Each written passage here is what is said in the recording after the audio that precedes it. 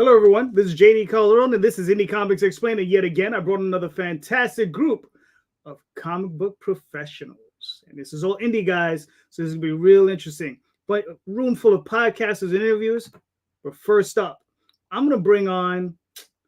All right, let's bring this guy up. Here he is. Got promoted. I'm excited right now. Yeah, look at this. I'm like the A1 sauce that you put on your steak. You know what I mean? Shouldn't I? Yeah, I remoted you. Go ahead. What's going on? Streamland. I am JD Rosario from Unstoppable Comics. Been publishing for over 15 years, and I am happy to be sharing some of my experiences in being too stubborn to quit making comic books with everybody. Nice. What? Coco host. Coco. What's up, everyone? Welcome. My name is Jorge Medina. I am one half of the crew that is Catch the Craze. Our show goes on YouTube live on Tuesday evenings. I also have a comic book called The Adventures of Wonder Duck and a book called Russ 5377 that I self-publish. So that's who I be. Nice. Now, what's the book you lettered for? Ooh, I lettered for that book that we're going to be talking about tonight. Oh, yeah. Designated. Designated. I wanted to surprise everyone. Yes, I did do some lettering in a book called Designated, which we're going to talk about, I guess, within the show. But yeah. That's on our crowdfunder. So we'll talk about that in just a few minutes. Nice. And here's our other co-host, because I wasn't expecting the co-host to show up. So there you go. I'm your fill-in guy. What can I tell you? All right. Hey, everybody. I'm Randy Zimmerman. I'm part of the Indy Comics Network, Indy Comics Network. I do two shows, one Friday morning at 5 a.m., Comics by Night, where we have a couple of folks on and we look at some great comics. And I also do Sunday Funnies on Sunday morning, where we talk about the comics that we love and the things about this business and other entertainment media that keeps us inspired and doing what we love to do. Plus, I'm part of Arrow Comics.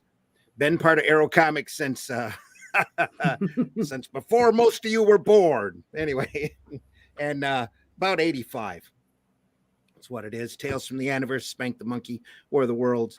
Now I'm working on Calico, Paragon, Hero Bot Zero, and The Fool will be coming out soon as an Arrow comic, Fool number 1. Nice. As soon as I letter it. Beautiful colors. Just got it, all the colors in. It's fantastic.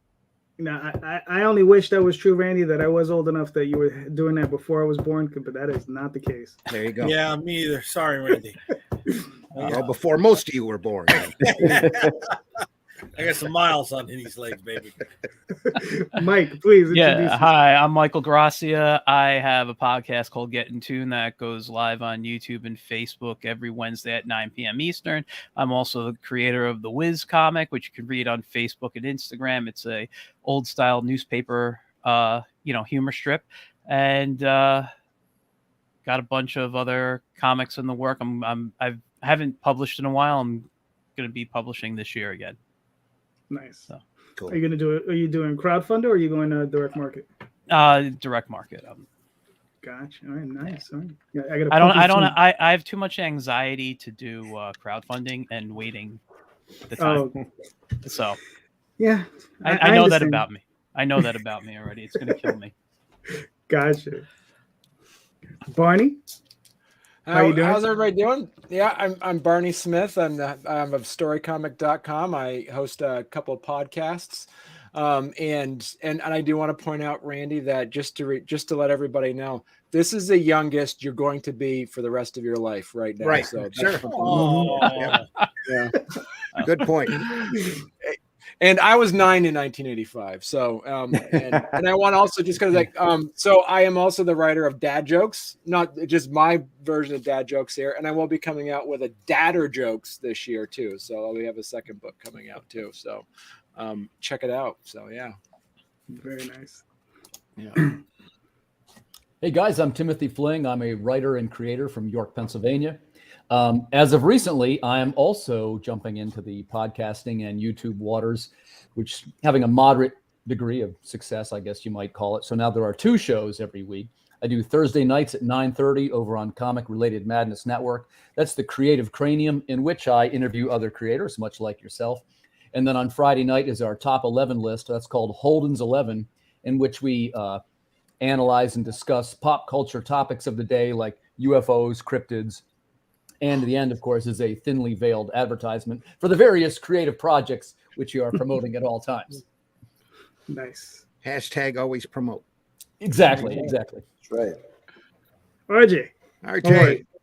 Hello, I am RJ Carter, Senior Managing Editor here at CriticalBlast.com, Chief Envelope Licker for Critical Blast Logistics, a myopic proofreader for Critical Blast Publishing, and I will help you with your data on your crowdfunder with Critical Blast Consulting, putting my 35 years of IT experience to your benefit. I am also, as of 15 minutes ago, a sommelier. We have a Very nice.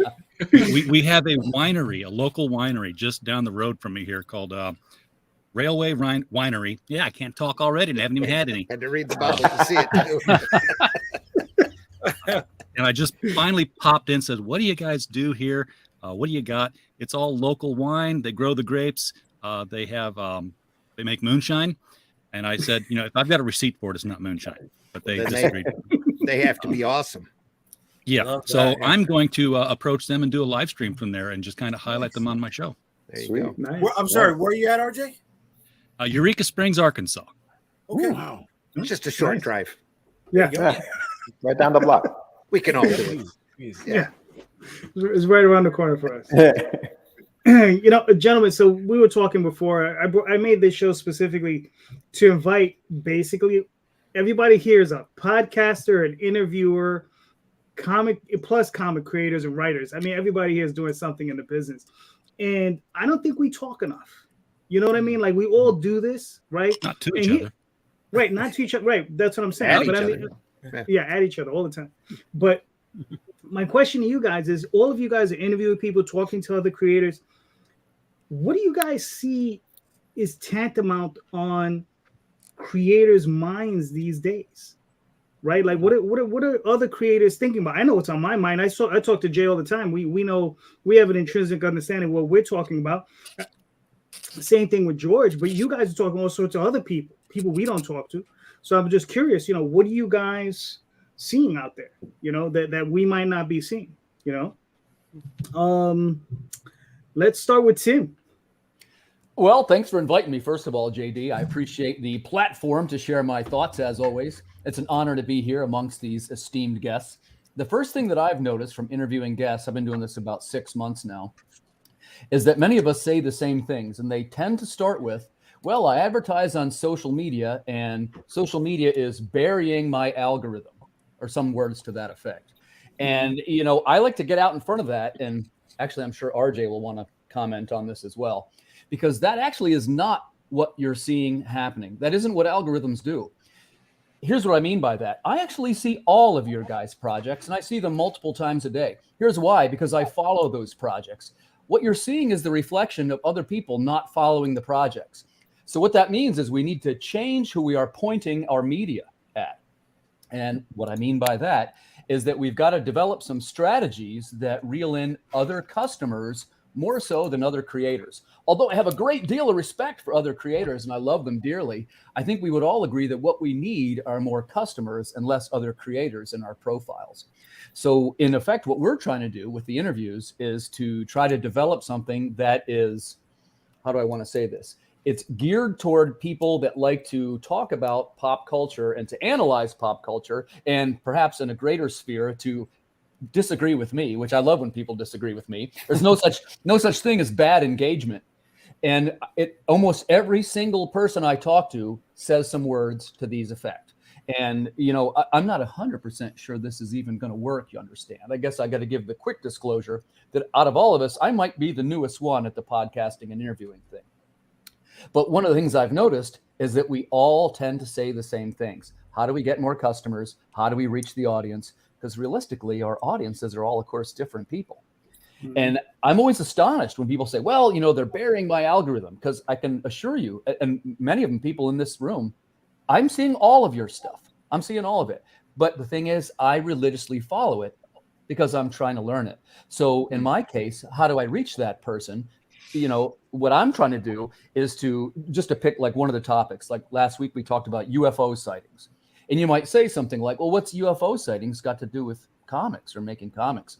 Well, only peripherally. But realistically, the same person that likes to talk about UFO sightings is going to like my science fiction series.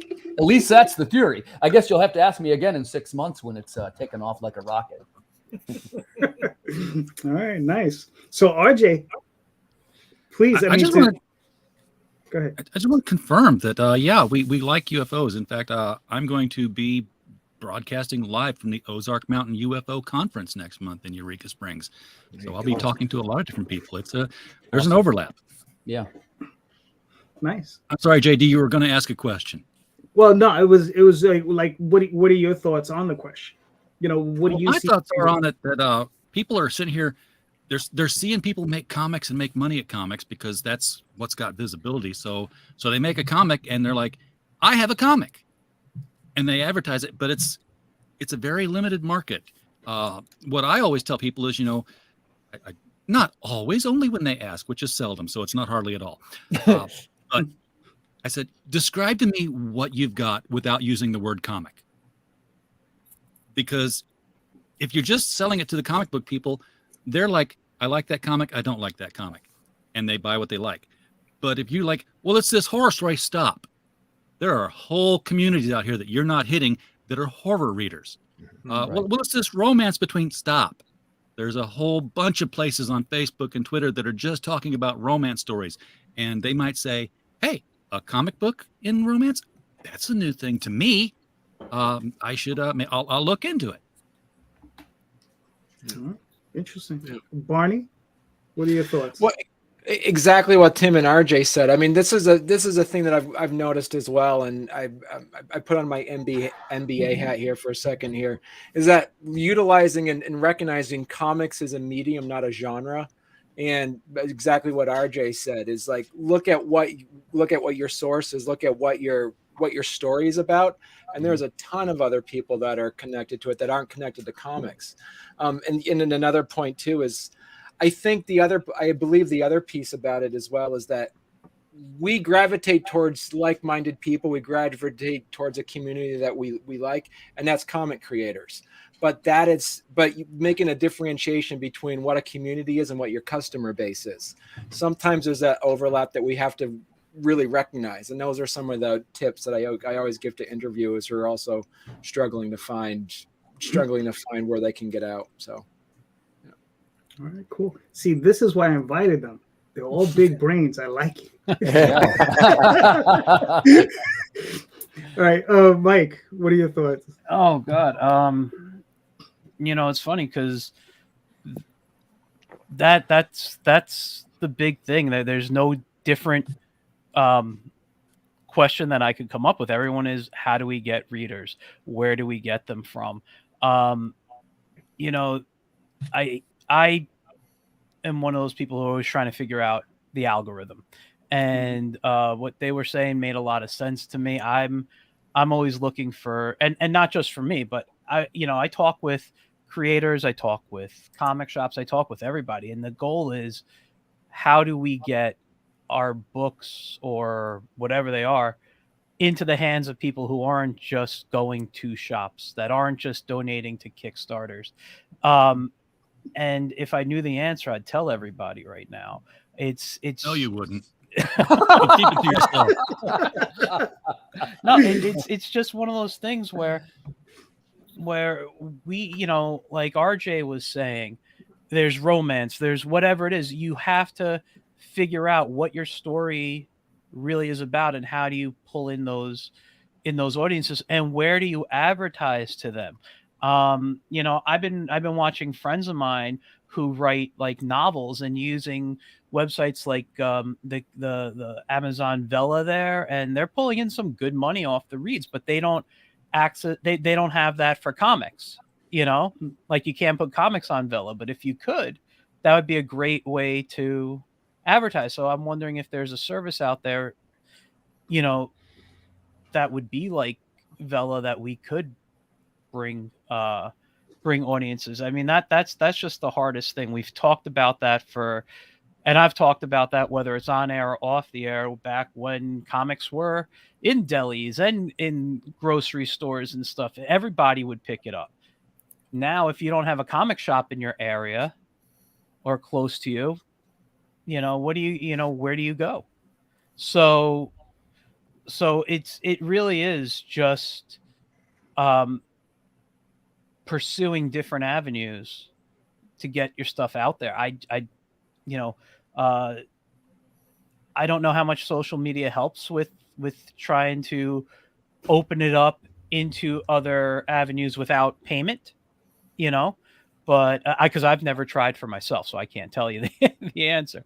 But that's really it on what I could add to that particular question right there. I don't, cool. We just got to figure it out and attack it the best way we can. Cool. Fair enough. Randy?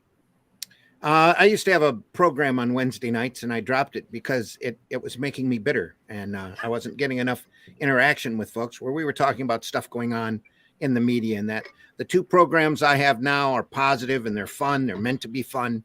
One is kind of like my version of Comic Kayfabe. The Comics by Night program has turned into that, where we're taking comics by people, big comics that we respect, by huge names, and looking at them, dissecting them, talking about trying to turn it into a learning experience and a teaching experience on composition, layout, that kind of thing.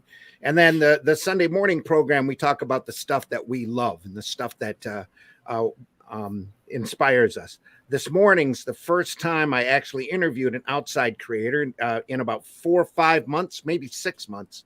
And that was a gentleman from Norway who was doing a comic about a bunny, a fantasy book about a bunny. In fact, it was called Bunny. And it was the whole focus of the show was on funny animals. So we had Daphne on talking about Tall Tales, Oswald Chronicles was brought up, Aniverse was brought up, all of that.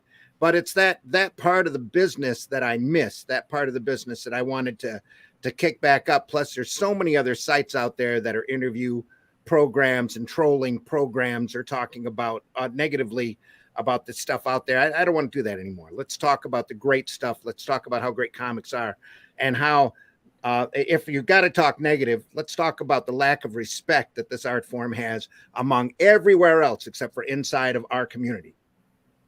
It's looked down upon, it's laughed at, and we need to work real hard to change that.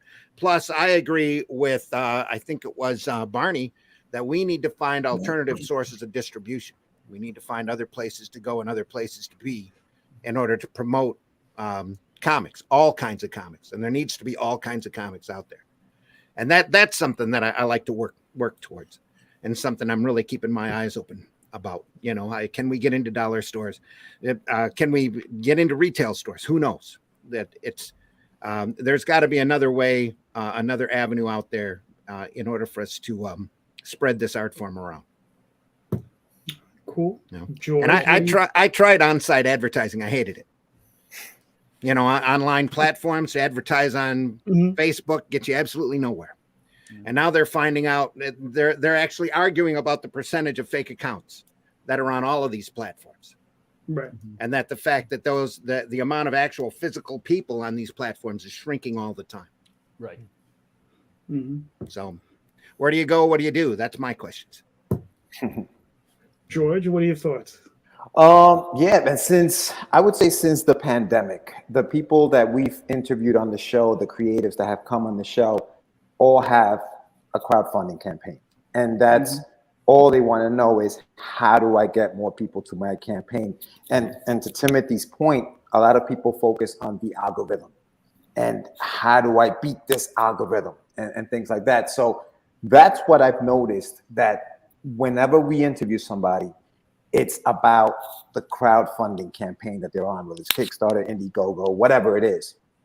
And I think that we need to, as creatives, when we have platforms like this, rather than jump right on this show and talk about the crowdfunding campaign and how much money you should be giving me, we should focus on the creative process and what led us to this point. Because I think people connect with people, not necessarily products, when they don't know who the heck you are. You know what I mean? It's easy for Todd McFarlane to come on a show like this and say, I have this new Batman action figure, and they're selling because he's Todd McFarlane. He's created those toys since whatever, 98, 99, 2000, whatever it was. Us newbies here who nobody has heard of, they don't know who we are. So we need to connect with the audience that we're speaking to via this medium, whether it's StreamYard, whether you have a YouTube channel, whatever. And I think that we focus so much on how am I going to make this money on crowdfunding versus, hey, get to know me and maybe you'll invest in what I'm doing, because now we're having a conversation and people can connect that way. So, and then from there, obviously, we all have to do what we have to do. We have to market and we have to do what we have to do. But I think first, let's talk, let's introduce ourselves. Let's tell people who we are, how we came to this platform, how we came to this point in our lives, and now tell them what it is that we're selling or, putting out there. And I think that's what I'm seeing more. It's just people saying, hey, how do I beat this algorithm? And how do I get more people into my crowdfunding campaign? Because that's the biggest thing right now is crowdfunding. So fair enough. Jay, you got any thoughts? Yeah, first I want to start with everybody here is a hell of a lot smarter than I am, because I'm still trying to figure out the answer to the question you just asked. I mean, somebody else came up with it in the gym. No, one of the things I notice is people just trying to figure out the business itself, right? Not just the algorithm. The algorithm is just one step. Making the book is just one step. The outreach is just the one step, right? They come into this. So I see newbies coming into this, and they look at the mid to upper 5-figure campaigns, and they're like, whoa, yeah, we can't wait to hit it. And when they don't, they start to panic, and they're like, oh my God, what do I have to do? What do I have to do? And, there were so many steps you have to do before you get to that point. I know I'm one of those people that has not hit all of those steps to get to that point. So I think that's the thing that I am noticing out there right now. It's a lot of people just need to figure out the business itself. Mm-hmm. True. I've been having this conversation with Daphne for a minute, right? And it's the question of we all see the different types of books out there, right? We know if you put out a book with Cthulhu in it, you might be able to garner a certain amount of sales from that, right? We know if we put a sexy lady on the cover with multiple covers by certain types of artists, you may get a certain amount of aggregate response from the fans, in cash, right? And a lot of those guys do very well for themselves, God bless, right? And then we know that if you're just running, I don't want to say run of the mill. I mean, I do a fantasy mouse comic, right? That if you're doing something that's YA, you're only going to get so high, right? You're only going to reach so high. I mean, I've seen guys. I mean, I'm pretty damn sure if David Peterson slammed on Kickstarter with Mouse Guard, I'm pretty sure he'd raise 80, 90,000, probably 100K, but he has a name for himself, so it makes sense. But I think the thing that I think a lot of creators haven't focused on is that they need to hold their expectations in check, right? That your expectations have to be realistic, right? And I think that's one of the things that Jay was talking about. We get new guys on and they're expecting to raise 5 figures, 8 figures. And listen, I'm not going to say you can't do it, because we certainly have seen it happen, right? But it all depends on the campaign, on the title of the book. I've seen dudes with goofy titles just get over just on the goofy title. It's not necessarily a good book, right? It's not necessarily a bad book, but it just has a goofy title and it gets over. And it's just like, okay, it happens. Or they have sexy ladies on the cover. That helps too. So yeah, it's one of these things. That's why I asked the question. I'm just like really interested in hearing about what you guys are thinking about, what other people are thinking about this, So and Jay's right. You guys are all smarter than the rest of us. So thank you. Mr. Rosario, I don't know here. And here's the thing. I do have my co-host, my Coco and a Coco, but I'm the no-co. I shouldn't be asking anything tonight. You got Randy lined up. All right. Well, that's the thing. That's the thing that I was going to posit. Do any of you guys want to ask us any questions? I got one. What? Oh, go for it. Go for it, Tim. So, as JD knows, I'm actually kind of new to the whole podcasting interviewing thing, and it was. I came up with it not with any kind of desire to be an interview or a podcaster guy, but somebody mentioned, I'm not exactly sure who brought it up, but one of the main things is you, of course, want to try and build your name. Like you want to feel like the end customer is potentially meeting you. And that was something that was suggested to me. And my question is, in your interviewing techniques and in your channel or podcast building techniques, what elements do you include to feel like the end customer is meeting you or getting to know you? Interesting. Okay. And I say that because I really don't know. Like I say, I don't know the answer. I really do want to know this. Right. Let's start on the other end. Jay. What? I just said it took me a while to answer. I mean, dude. What am I doing to get the customer to understand me? Right? Was that it basically? Yeah, and here's what I mean by that. Yeah. Like, Jay, you and I kind of know each other, right? We've been on podcasts a couple times. You're a humorous guy, great attitude, positive attitude. But how do you convey that to your end customer? I don't know how to make that transition. If I did, I would be a hell of a lot more successful. I just being me, like you said, and I'm hoping that does translate into some sort of simpatico from the person that I'm opposite with on this. Other than that, I don't know. I don't come into it like I'm trying to pull them into my space. I don't know, brother. I'm still trying to figure out too. Right with you. Yeah. George, what are you thinking?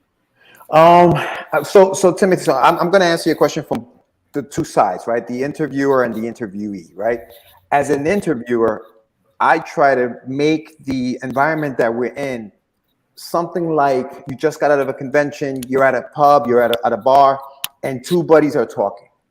And now we're just getting to know each other, and we're just asking questions. And we probably have similar interests because we are in comics. So we start talking about that, and then I think that helps the interviewee become more comfortable. Because I think we have to remember that a lot of indie creators, a lot of creatives tend to be introverts, and they're not so comfortable doing this. Somebody like Jay, for example, sorry to pick on you, but you have a great personality. It's natural for you to be funny and outgoing and talk, and people just listen and they're laughing.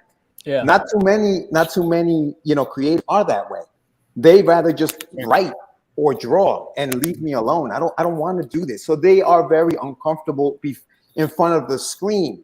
So it's our job, I think as an interviewer, to try to get that out of them slowly. Not, you know what I mean? Because some people, it takes a little longer. And I think, but as an interviewee, you have to understand I'm promoting myself. I need to put that aside and liven this thing up, come out of your shell a little bit, because that's what's going to keep people interested in what you're doing and possibly, follow you and now say, hey, what else does this guy have?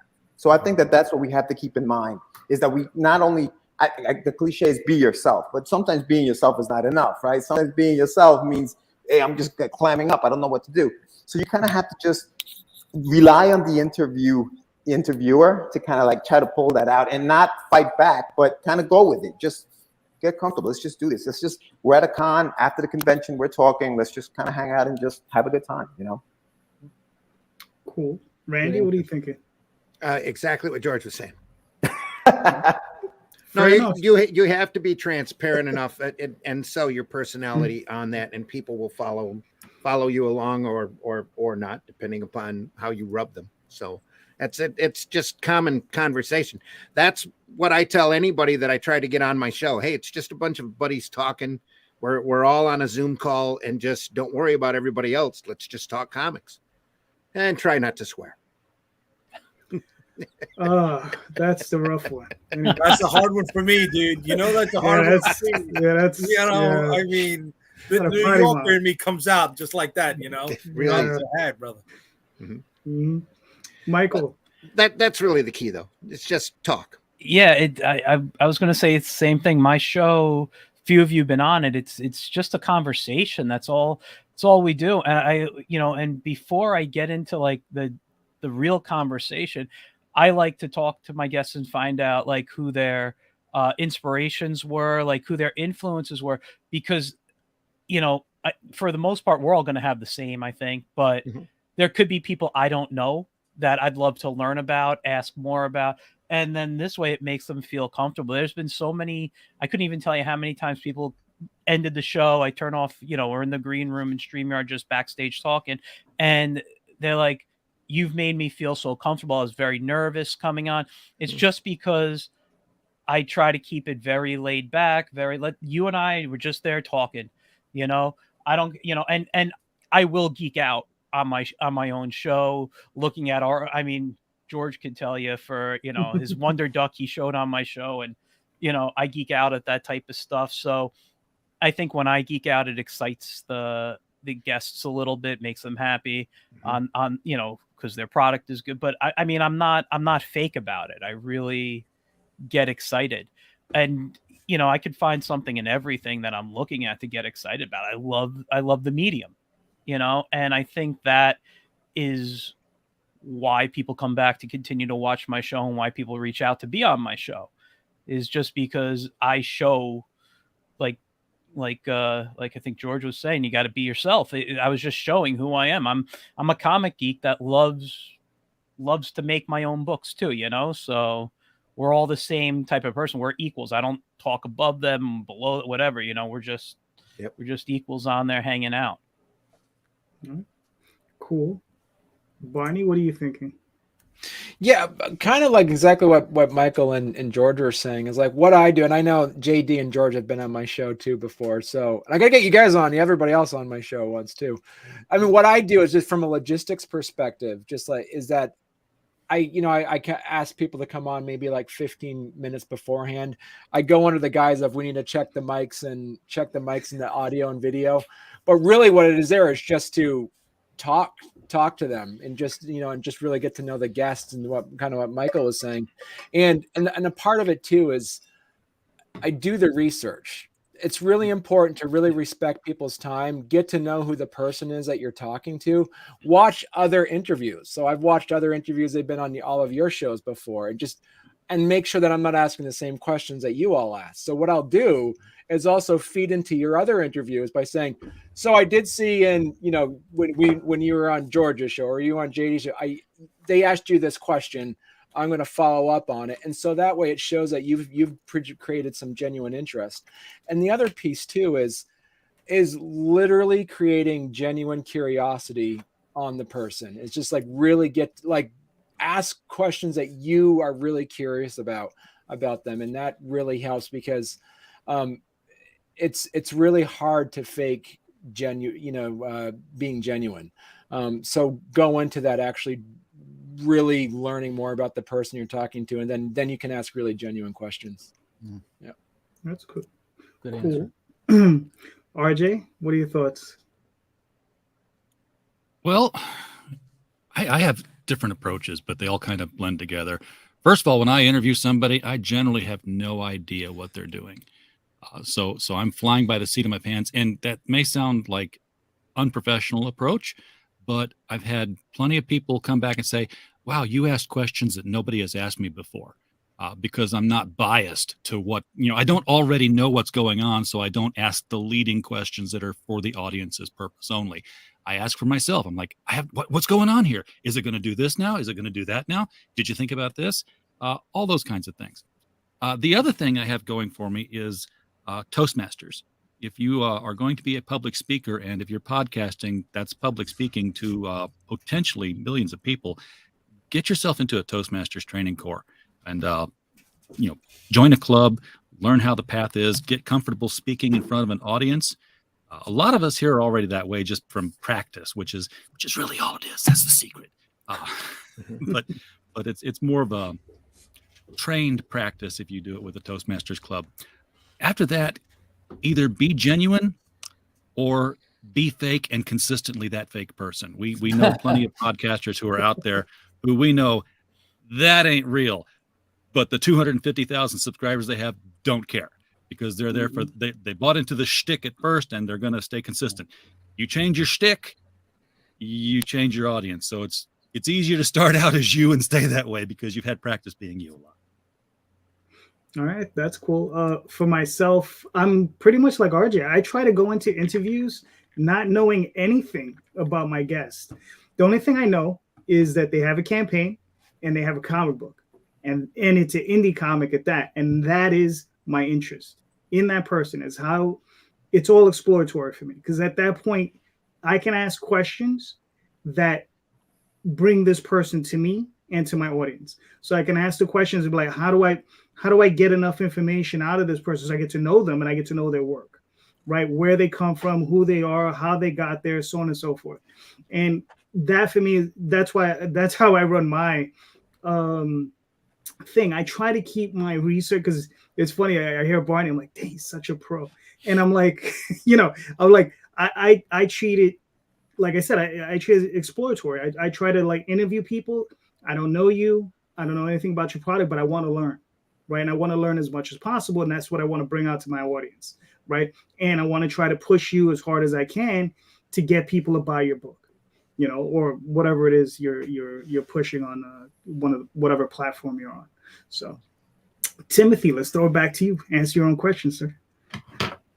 Well, first, I want to say again, thanks for asking my opinion about these things. I sense that I potentially am the least experienced with the podcasting and interviewing, but we had like a sudden burst in subscribers and views, right? And my sense is that it has to do, I don't want to seem like I'm flying in the face of all these great answers, because I want to tell you, I follow most of you guys, and some of you I know a little bit. I know Jay, I know RJ, and I really enjoy the content. That said, I am I'm a super geeky guy myself. Like, I am interested in the concepts of comic creation and paneling and art and all the great things that we love. But my sense is that there would be a way to, what I'm trying to do is pick up the people on what I call the overlap. And what I mean by that is that there's a lot of subjects that are peripheral content to comic making. And so my strategy is going to be, and I would love to hear what you all thought, is to develop content that is peripheral. And just to throw out a couple of them, there are things like music seems to overlap with comics. Horror movies seem to overlap with comics. Tattoos seems to overlap with comics. There's a lot of things that for some reason they shake hands with comics. So what we try to do is to develop content, by which I mean I actually write the show ahead of time, and then I sit down with a guest for a couple of minutes. Sometimes it's 15 minutes before the show, so that every question that's coming at them, they know what's going on, and it doesn't feel like they're caught off guard, if you know what I mean. And I think that gives you a little bit more of an engaging answer. Plus, they can feel like they're an authority on the subject, right? So, the trick for me is going to be, how soon will I run out of what I call content? And when I say content, like, it can be anything. Like, the next one I got coming up is, and by the way, it'll probably fly great in this room, classic 1950s sci-fi movies. Nice. Right. And then basically what we do is it's always grouped into a category of 11. This one goes to 11. And then we just talk about each movie. Maybe it's the director you liked, maybe you like the theme song, whatever, but you're kind of getting a glimpse into that person or that creator. It's usually a creator. So that's what I've kind of been trying to develop. I do have the other show where I interview the creatives, and that one, I haven't quite found my niche there. That's a live show. So, and I do that almost for a selfish reason, because like I was telling JD, I'm really trying to learn this, and I have a genuine, look, I get a thrill from talking to you guys, and you can probably sense it a little bit. And, I've got friends who have YouTube channels, and they're 40, 50, 60,000 subscribers, right? And I just look at it going, wow, how can I get there? And of course, these are musicians. Let me give you a quick disclosure. I'm primarily talking about musicians. So when you talk about interviewers, I think the Gordian knot is what type of content unlocks the person who is the end content user of our product. And I think that we all had some great feedback, right? I do think it ties into how can they engage with us and how can they get to know us and who we are as creators. Because in the beginning, honestly, I wasn't doing that. And that was one of my shortcomings. I got tons of shortcomings, but I was kind of a guy behind the curtain. And I don't know if you even remember, I used to write under a pseudonym, and that I got to a certain level and went, wait, this isn't helping me at all. In fact, it's hurting quite a bit. And I do have a little bit of a background in public speaking, that kind of thing. So I thought, okay, man, well, the next thing is I'm going to become this interviewer. And, for me, it all wraps around how do I develop content, which will be interesting, but at the same time, it'll be somehow beneficial to the creator that I'm talking to. Like in my case, most, including many of the people in this room, they've been super supportive to me, and I'm very grateful about that. And I felt like once I got to a certain level that I should be trying to give something back a little bit. Very similar to what JD is doing. Thank you very much. But and I didn't quite know how to do it. And it'd be fair to say I'm still figuring out the angles, but I think that it may be joint pieces, which is getting to know the personalities of the people involved. The second piece would be the content, which appeals to an audience, which overlaps with the product. And the third point would be a little bit about me. All right. That's cool. I'd like to add to that a lot of people talk about, following the algorithm, whatever the algorithm shows positive, do that again. I always found following the algorithm to be sort of like teaching to the test, where you don't really have something substantial. You just have something that you can spit out and make a success. Having said that, and as being as organic as possible in my growth, I've watched several people from, when I started 5 years ago, rocket to stardom, and I'm still here doing what I do. But at least, being genuine and organic about it. Mm-hmm. I want to comment. Randy said something smart too. I think it was Randy said this, which is for once. Thank you. Right, and we know a little bit. Our channels overlap a little bit too. But I think you said it the best way. If you're talking about something that you love, yep, the audience can sense that, right? And that's why I try to pick these super geeky topics where you can feel a genuine enthusiasm. And I try to brief the people ahead of time, because sometimes you can, like we talked about the extrovert versus introvert theory, which is a challenge. Like sometimes I've talked to the folks and they were, look, I get it that there's different kind of personalities, but it's like dragging answers out of them with a chain fall, right? It's like, look, we're talking about your favorite subject here. I don't necessarily want the show to be about me. I'm trying to, I want everybody to learn about you. So I guess I'd maybe want to tie that. And if anybody had any secrets, if you had a guest, like an artist or a writer who sometimes have tendencies to be slightly introverted. Obviously, it's nobody in this room. But if you did have that type of guest, how would you unlock them? Good question. I got an answer for that. There was when I first started doing this, I was like reading books from like Terry Gross, all the NPR interviewers. She had a really good tip. She said, enjoy the silence. Ask a question. If they finish the question, don't respond, because then they might pause and then think about other things as well.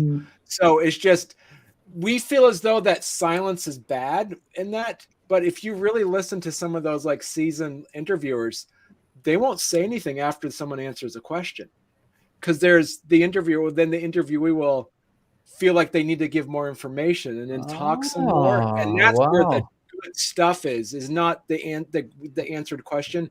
It's the stuff where you deliberately just don't say anything and wait for them to talk more.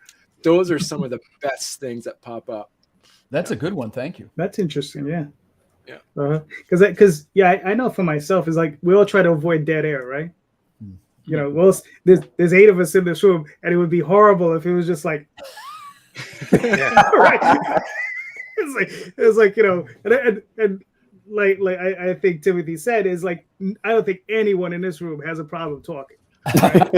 So but I've had guests on where it was like pulling teeth. I find like I've had, we have the 2 types of guests, right?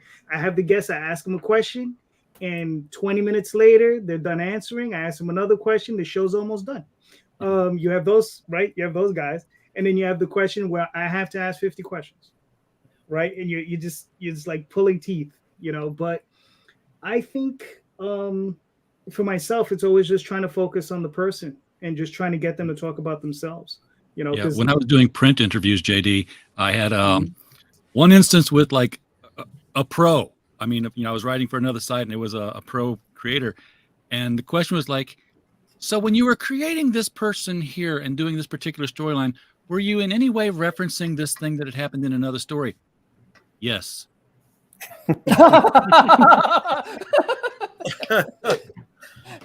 Yes. Yeah. So most of the time, though, when you get them talking, especially about their own campaign and their own book, you get that little fire in their eye anyway, and they're off. Majority of the time, they're off to the races because nobody's not here because everybody's here, I should say, because they love what they're doing and they love this art form and they want to talk about their book. They want to get out there in front of everybody. They want everybody to buy it, and making them feel relaxed, getting them to talk to you, in my opinion, talk to you like a buddy, fellow comic geek. That opens them up enough to get them off and running. Yeah, I think another what Barney was talking about, I think, and a few of us, just having those people in that green room for 15 minutes to just kind of like break the ice a little bit and getting them a little warmed up to like, okay, this was going to happen. We're going to go on, sort of like even JD did it today. Okay, guys, I'm going to put you in the back. I'm going to do a little intro. I'll bring you guys back in. But we had like a little conversation before it, so now they're a little more comfortable. I mean, how that will translate when the interview starts. That's the question, but we hope that those 15 minutes of breaking the ice will help. And sometimes it does, sometimes it doesn't. Sometimes, like you said, JD, you need 50 questions, and you better have them ready to go. Or I like what Barney said: enjoy that silence. I've never even thought about that. Like, just enjoy the silence. Just sit here and just. That's good. Mm-hmm. Yeah, Michael, you got any thoughts? I'm just sitting here thinking. In my whole time of doing the show, I started it during the pandemic. I've only had really one guest that I would feel was this type of guest where it was pulling teeth. And I didn't want the dead air, but at the same time, I was running out of questions. I didn't know what to do. I feel it's the most awkward interview I have on my YouTube page. I have a friend who says it was like watching you interview Milk. It was so boring. Like that's, and I go, I to this day, I try to figure out what to do if I run into that, because I do tell my guests, come on 15 minutes. And I use the idea of, hey, we're going to just test your mic and do a quick little like pre-interview, get you, familiar with how I do the show. And I tend to, depending on the guest, I also will either do research or I won't do research. The one that I had on that was the hard one, I actually did research on, but I still was running out of questions for the guest. So it was, I think sometimes it just depends on their personality too. I was looking in the comments here, and what is it? Marcus was saying selling personality with indie comics is the key. That's I've always said, and I think George was saying it, you're trying to get them to get to know you, and that's the thing. Whether you're coming in, like I've had people comment and like, tell me that I'm a great interviewer, or they say, oh, your show's okay, whatever. I mean, each their own. I don't care. But at the same time, when I'm on the air, yeah, I mean, I'm selling myself, but I'm really trying to help get the guest comfortable enough to sell them. It's about their product. I've said many times, like I've made comments on the show about things I do, and I said, but enough about me, because it's about you guys. It's about you on the show. I'm not going to sit and talk about me. But it's when you have a guest who it's like interviewing Milk, I think sometimes you might have to put a little bit more of yourself in there to try to relate to them. I think that's, Mike, I think that's the harder one than the one that you got to pull teeth out of, right? Yeah. That dry personality. Yeah. They've got a wealth of information, right? They'll answer everything you give them, but they're just killing the vibe, man. And you're going to sleep, and it's not fun. I know. And this person had a big library of stuff they've done. So I'm like, I could pull from anything, and they were giving me one word answers, and it was just, it was hard. It was hard, and that's one of the reasons I started doing more research on guests. Gotcha. Now, before we move on to another question, I just want to go through the chat because I've been not really ignoring it, but not, I just haven't been pulling it up. But this is from Jody McPhee. The better question is, and this is obviously from earlier on, what are you doing that is interesting? Sometimes it's not comics, it's how people see you. Are you interesting enough where people will engage with you? True. Carlos Rafael says, hi, fellas. Hope all are doing well. Be blessed and make a bundle. What's up, Carlos? Carlos, good friend of the show. Yeah, good guy. Joe also says, also, those who look only at algorithms may not understand that it's more about how you promote yourself in relation of your product. In the beginning, you can't separate self from comic. See, he knows how to do it. Did you notice the boobs in the avatar? Exactly. Yes. I wasn't even reading what he said, but I was agreeing with him. David says, every time I do an interview, I like asking questions that also serve as educational material for the audience. Then I'm serving as an audience proxy. There you go. When I'm just doing commentary, I make a point of portraying myself as talking directly and to interacting with the audience, not a camera. Okay. I like my vlogs feeling like we're all having conversations together. I don't like feeling like I'm talking at my audience. See, it's easier to not worry of swearing when you're not monetized anyway. There you go. Yeah. I mean, his Marcus, selling personality with indie comics is the key. A lot of time they don't buy your book, they buy you. But in JD Rosario's case, they should always be sure to get a receipt. You're gonna put me they on the buy spot, you man. once. they may buy you once on personality, but if you wrote a crap book, will they really buy another one? Good point. This is very true. Yeah. Mark also said, as a guest, I always like it when hosts do research ahead of the interviews. Them discovering the products help keep it fresh and mimics the con booth experience. And then Marvin, this is Hero. Okay, there should be a lot more crossover between independent music and indie comics. There is, I think, the overlap was bigger in the 80s and 90s during college radio's heyday, but we'd love to see it return. All right. There should be a lot more crossover between everything in comics, in my opinion. I listen to a lot of the old time radio on Sirius XM, and I love Vincent Price as the Saint, and every single one of them episodes ends with, you can find the Saint adventures in comic books at your local grocery store. There you go. Yeah. That's right, yeah. Now, imagine if Marvel and DC had put that behind every movie they ever made. Yep. Right? Hero Bird also said, it was really fun to meet Timothy Fling at Baltimore Comic-Con last fall. Nice. The Water Wars books are an amazing post-apocalyptic saga with many story threads. Thank you, Heroinberg. I would team up with you guys in 2 seconds. Speaking of the crossover, they got a good outfit over there. That's the Pittsburgh crew, and they got a very high quality product.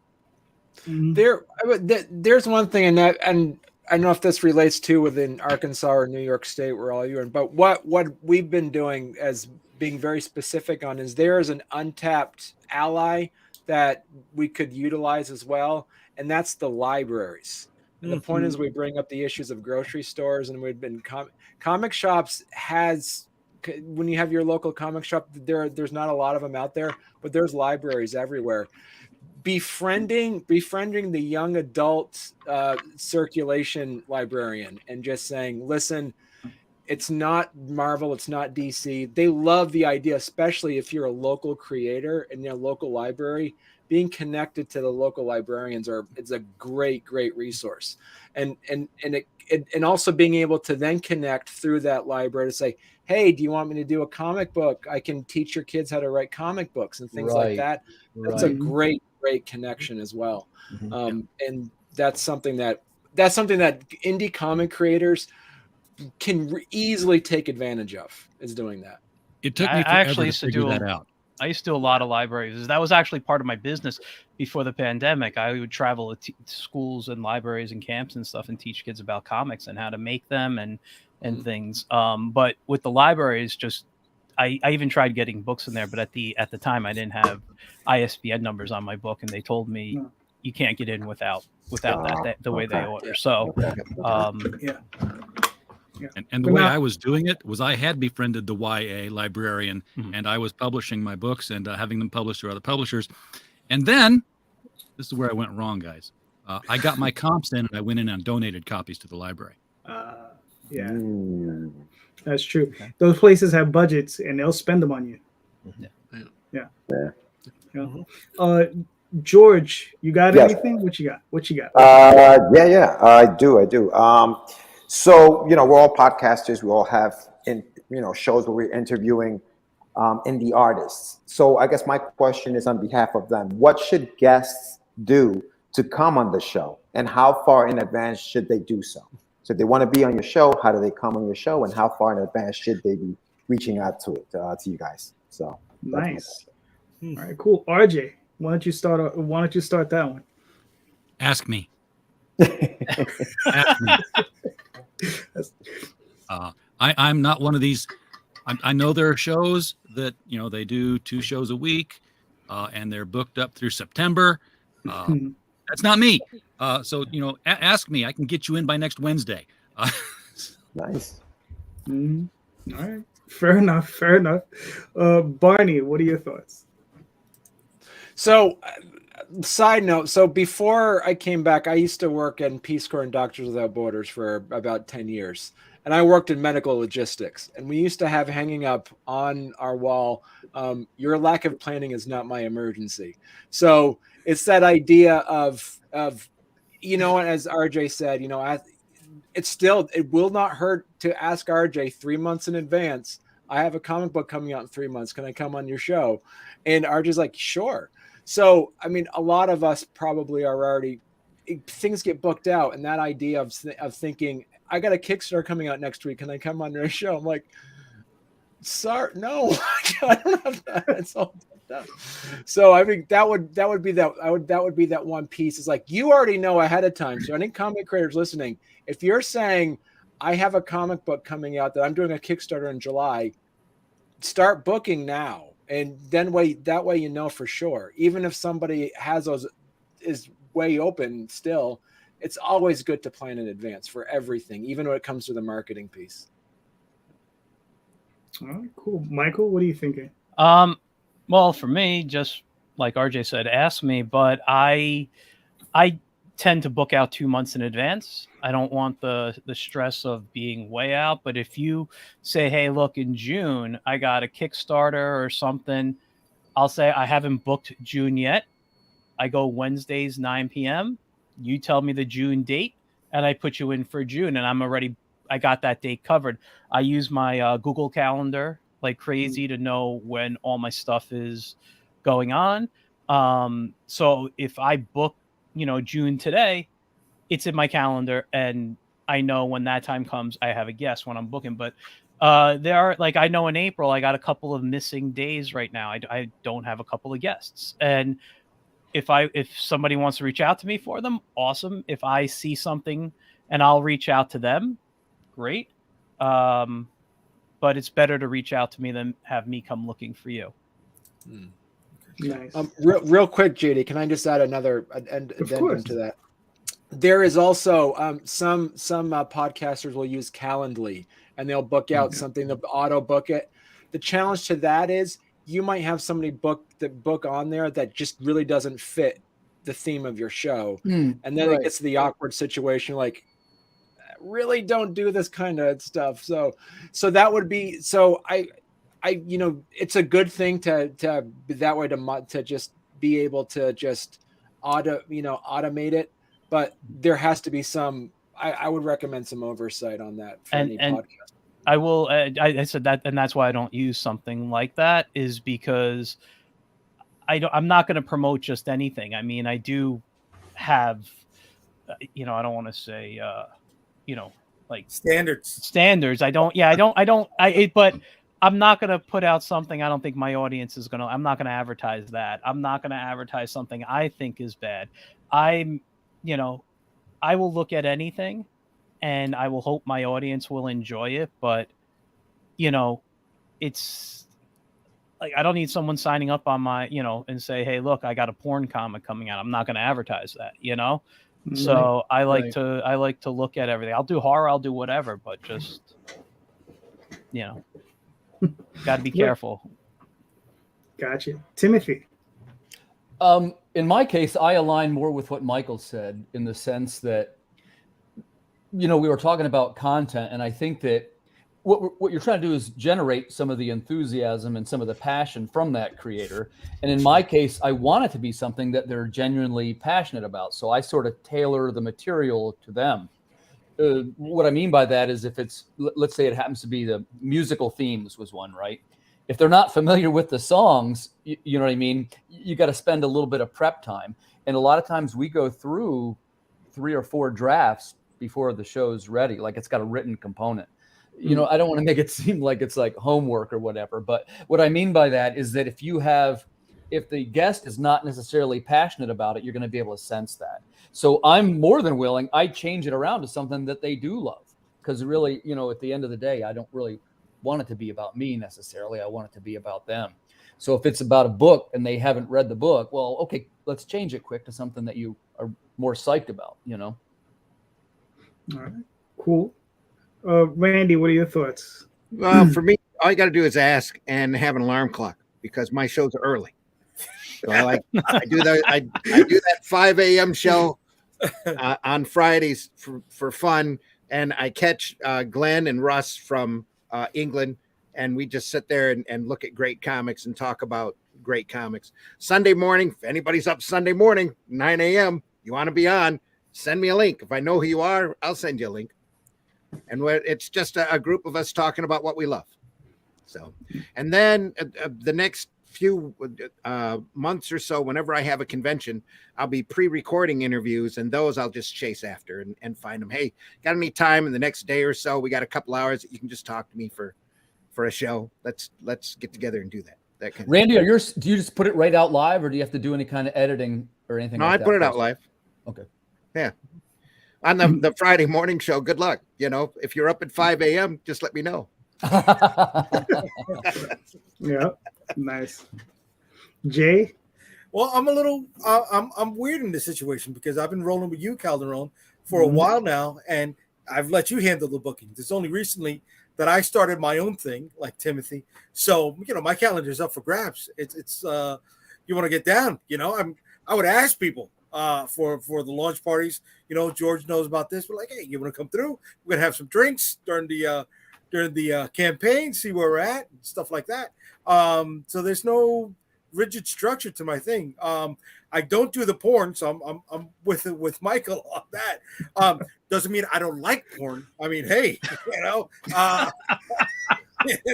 nothing wrong with that, baby. But yeah, I don't, I'm not putting it up there. I'm more of a I'm a commercial guy, right? I like the pop stuff. I do like the horror stuff. But when we get to, I guess, the extremes in any area, I'm going to be somebody who shies away from that. If you're watching this show and you have a porn comic, I'm your guy. I was going to say, we have Indy Comics Network After Dark. So yeah, that's it. I mean, channel JD, if you want to sell some content. Oswald by putting out a variant cover with Oswald and Spank popping up from the woman's cleavage and saying, "Is there room for me?" Bring it on my show. There you go. Spank the monkey. I didn't really answer directly about how the booking works. I should probably chime in that just as an add-on. No, go ahead. For myself, I don't really have any kind of sophisticated invitation process or anything like that. So, but when it got to a level where people message me all the time now, basically what I look for is they got to have a little bit of a body of work. It helps if I'm familiar with it, but I don't always need to be. But if it's like, say, for example, if it's a Facebook profile and they don't have any pictures of themselves, I started to not take those. And I tell you why. Number one, I used to be that way, and it was a mistake because people want to engage with the creator. And the second thing is I'm starting to get a lot of bots, and they, some of these are not necessarily even real people. Yeah. And so I'm still kind of trying to filter through that and find the correct way. We don't have to be the best of friends or anything like that, but I want to make sure that you are, in fact, a real person with a little bit of a body of work, and that I don't want to say predict the outcome. That's probably the wrong way to put it, because I like unpredictable guests, and we're all having laughs. But sometimes people tend to maybe go a direction that's not best for my brand. Yeah. All right. That's for myself. I'm pretty open. I if you got a last minute, you can contact me. The only thing is one-on-one interviews tend to be a little tougher for me because of my schedule. That's why I have this show, and I have a lot of boxes and I try to fill them. Right. So I'm pretty open. Jay sometimes gets very mad at me because I have because I have an open door policy. I don't care if you're doing an indie comic, I'll talk to you. Unlike Michael, porn doesn't bother me. I've written porn in the past. I made a living at it for a while. It was fun, doing those types of books. But like I said, just reach out. I've rarely ever said no to anyone. You'd have to offend me, and that's pretty damn hard. That's pretty difficult. So like I said, if you're an indie creator and you're creating indie comics and you're just come on, we'll talk about comics, because that's really what I care about. Let's talk about comics and let's have a good time, in the end. So, Mr. George, answer your own question, sir. I was for our show, we were using the Calendly for our show to book guests, but like Barney said, sometimes you get guests and you're like, oh, wait a minute, hold on a second.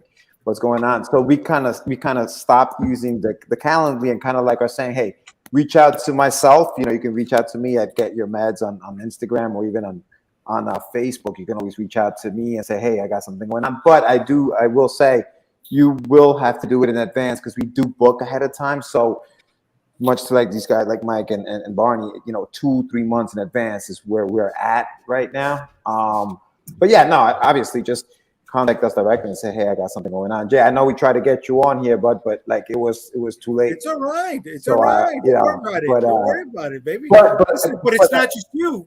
I noticed, and that's one of the things that I wanted to ask about is, and I'm glad you did. Are you guys noticing that bookings with a lot of other podcasters, you have to now have that, placed well in advance, part of your structure, part of your business plan in releasing a new book, right? Because it's not just you. There's about 4 other people I'm booked on for June. And I'm like, oh, okay. All right. I'm lucky I got something coming out in June. But I'm like, oh, okay, this is something that I need to take more into consideration. This is not something that I should be flying in the seat of my pants by. Yeah. Mm-hmm. Well, that's what we all just answered our question. Yeah. But here, let me pull up some of these.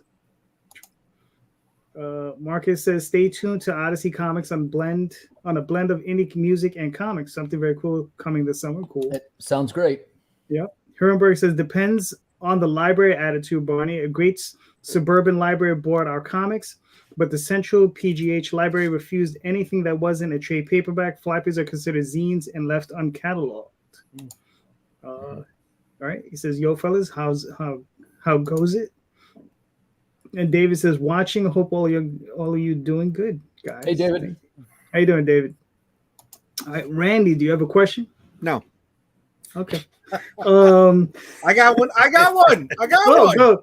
Yeah, the no code. I can make one up if I have to. Well, Jay has one. Go ahead. Yeah, Jay has one. Go for it. Thank you. With all the plates that we are spinning, as in the creators, podcasters, marketers, planning logistics, setting up convention schedules, X, Y, Z, and so on and so forth. Why haven't you given up yet? Right? I tell people what I do, and they're like, "You serious? You do that? And you got a regular full-time job? Why are you still doing this?" So, with all the plates you got to spin, why are you doing all of this still? I can tell you. Let's start with. I can tell you. Let's go. Hold on, Randy. Hold on. Let me add one more plate there. With also the financial setbacks that you have had in your tenure, right? Yeah, thanks for that. Thanks No, for that. wait. Let me check my ass here for a second. Yeah, it's still there. Randy, Still there. Right. Randy's gonna answer last. Okay. He's got a long one. I'll answer last. That's fine. No, let him go. Let him go for it, baby. No. We got a pattern here, sir. Okay. Barney. All right. What do you think? Well, and I can say this because I know my wife isn't watching. So, like, my wife says she sells Mary Kay. I'm like, Mary Kay's your hobby. It's not your business. She says it's her business, and I want to be like, I'm kind of whispering because she might be in the other room. You see a shoe flying. So let him know. Basically, but here's a point though. She loves it. She loves what she does. She loves the community she's created. She loves that. It is, and that's exactly the same thing. I'm doing this. I do this because I love doing it. I love meeting new people. This is my church in a way. It's the indie comic creator scene. It's being a part of this makes me feel as though I'm surrounded by people that understand me in that sense. And that's the reason why I'm doing it. And if I make some money for it, that's better. But it's like the point of it is just like that's a better thing. But honestly, at the end of the day, I love what I do and I love the people I meet, and sometimes that's the one thing that's getting me out of bed in the day is meeting those people and doing the podcasting and connecting with other creators. So yeah. Cool. Michael, what are your thoughts? I mean, it's really the same answer. I love I've loved comics since I saw my first one, I mean, I've always wanted to make them, whether it's a strip, whether it's a book, whether it's whatever. So for me, I'm until, my brain shuts off for good, I'm creating comics. I do the podcast for the same reason. I started it because I missed shows during the pandemic and wanted to talk to people. And I enjoy just chatting with people about comics. I mean, that's really what it is. And the financial setbacks, I'm working on having less of those. So. Nice. All right, cool. RJ, what are your thoughts? I find that if I have something on my calendar to do tomorrow, I don't die in the middle of the night.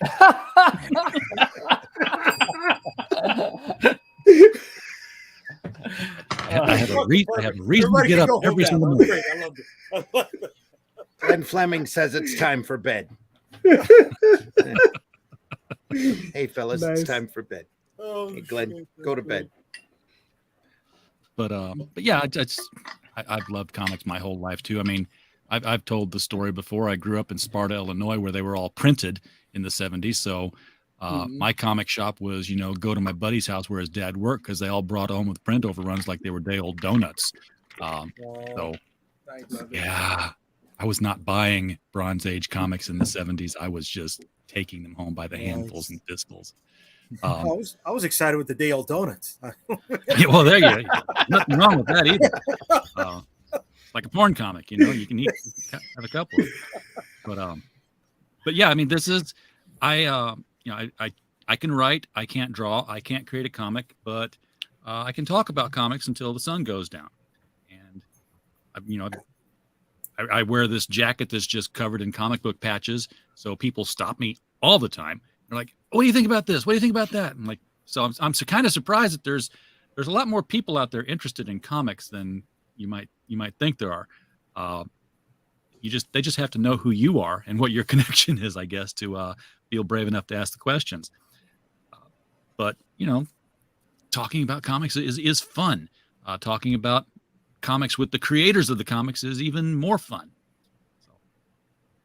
All right, cool.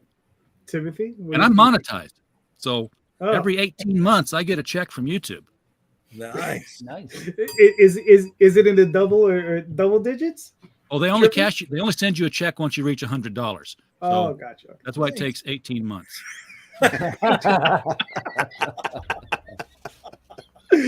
Nice. Love it. Well, First, I guess I would say, it's a great question. And that's one of the questions I ask on the show, which is why, right? Sometimes they say, what's your why? Because I'm certainly speaking for the people in this room, multi-talented people that could probably be doing any number of things. And somehow we have all lurched into making comics. So, there's sort of a metaphysical question that says something to the effect of, let's say for the sake of argument that we won the lottery tonight and we won $15 million. When you wake up tomorrow morning and you don't need to work and money is no longer a driving force in your life, what is the first thing that you want to do when you get out of bed? And some people say things like, well, I'd probably grab my guitar, or in my case, I'd start writing the next comic. And what that tells you is that there's something inside of you that is driving you to do it that is not based on money. And of course, everybody's why is different, you understand? Sometimes people want to achieve cultural relevance, right? Sometimes people want to be remembered for something once they're gone. And God bless them, sometimes people want to do it for the money. My hat's off to them. We all like money, so that's not a wrong answer either. But it's a hard question. And, in my case, I think it's got more to do with, I'd always wanted to be a writer, and I'd always loved comics too, ever since I was a little kid. And as a craft, it's different than the other ones. And I'm referring in particular to music. Like when you start getting into songwriting and stuff, it's really fun to do. But when you start getting into what I call sequential art and page making, it's got a special thrill that's not like anything else. And there's a kind of synergy that comes from working with these teams that it just has a special place in my heart. And the other things that have happened to me, publisher and podcaster and stuff, they've all kind of just been tacked on to this beast, which is I like making comics, and I'm not sure what caused it necessarily, but I can tell you I first noticed it when I was a little kid, probably about 11 or 12 years old. And it was sequential art that switched some kind of trigger in me. Wow, this is really cool. And the craft of it, it's not like any other craft. Well, I'm still hung up on the fact that you presumed we want to get out of bed in the morning if we won the lottery. But the thing about what triggered you, I can talk to that, because comics is the only medium. Books can't do this. Television can't do this. Music can't do this. Comics is the only medium that, by tying art and language together, actually causes both hemispheres of your brain to fire up in unison and in sync. Because you got that left half working on the art, you got the right half putting together the logic, and you got that piece in the middle called your imagination that's filling in those gaps in between the pictures to make the transition happen. Scott McCloud talks about that whole transition piece there where, holding the axe, dead body. Who killed him? Man. You did. I love that book, by the way. We were talking about that today. For folks that haven't seen Scott McCloud's books, they're fantastic. And for creators, it almost is sort of a... Well, that must read. I was going to say it was like a Bible. I hope I didn't offend anybody with that word. No, but once a year. Read it at least once a year. Yeah. The first one is the best one. Yeah. That was actually my textbook for our video editing class. No kidding? Yeah. Was it? Yeah. It's interesting. That and Comics and Sequential Art by Will Eisner. Sure, right. Exactly. That's a real textbook for sequential art making. That's a once a year read as well. Mm-hmm. George, you're up. George, you're muted. George. You're muted. Oh, sorry about that. Much like all the, you love it, right? You love it, so you want to do it. However, I think that it's become one of those things where, like, I don't know if you guys are gamblers, but you're sitting at the casino table, right? And you're putting all your money in, and you're like, the next hand is the one that's going to hit. So you just keep putting that money into that next hand, hoping that that's the one that hits, because you eventually want to be doing this as a living, right? But yeah, no, man, this is a passion. It's a passion. It's what, and when I hit, George, I'm starting a comic company. There you go. That's it. That's it. Nice. If it's more than $25, I'm going to go buy DC. that might be about what they'll sell it for here in a few years. Right. Yep. They keep going. Anyway. Yeah. I don't know. For myself, I'm like, to bring it to what Tim had said, if I won a bunch of money, right? And what would I do the next day? First, I'd go on vacation with Daphne. We'd go someplace nice. But during that vacation, I would be sending texts and emails to Arthur Adams to get that cover and possibly an issue. So that would those That ain't never so gonna happen. well, if I have that kind of money in mind. And okay.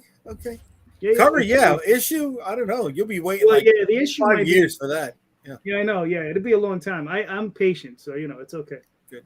But we all have a list in our head that Right. if we hit that money, we're going to start making them calls or those emails or figuring out how I can get a hold of that person. Yeah. Say, Yeah, You but just I need to mean, quit dying. hey, Walt, I need to cover real bad. Come on, Yeah. but I mean, if I was stranded on an island and I was just left with paper and a pen, you would just come back and you just find the Oswald Chronicles written out. My corpse or the bones bleached out, and just next to me in a trunk would be the entire story, because that's just it's just something got to come out of me. It's just it just has to come out. So it's just one of those things that, I mean, I don't even know how to explain it. I've been doing it since I was 11, so it's so ingrained in my bones. I don't even there's not a day that goes by that I don't work on it or think on it. Not a day. Oh yeah. Yep. Even when I'm on vacation, which is the time that I don't work on it, but I'm thinking about it.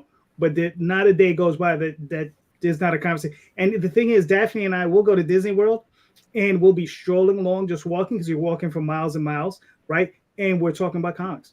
Probably 95% of the time, that's what we're doing.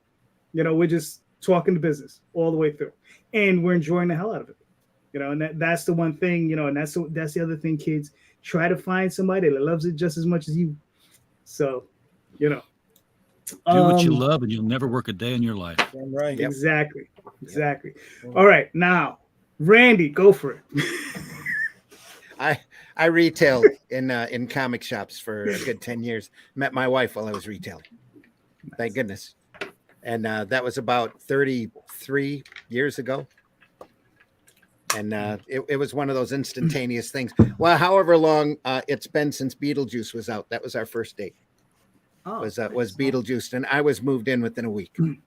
And we've been together ever since. And thankfully, there's been a lot of many years she worked third shift, so we were on opposite clock schedules, because that's really the key, is you have to have that opportunity to miss each other on a regular basis in order to keep that communication working. Because when you're around each other, no matter how well you get along with them, eventually you're going to be climbing up each other's backsides. So, but for me, comics kept me sane when I was young. I had I won't say I had a rough childhood, but it was difficult than a lot of other people's. Maybe not as difficult as most or as some, but comics kept me sane when I was a kid. When I was retailing comics, I was reading comics all the time. While I was growing up, I was the kid in the yearbook that they have a picture of me doing a comic page shot over my shoulder that said, "It's a bird, it's a plane, it's Randy," underneath in the caption.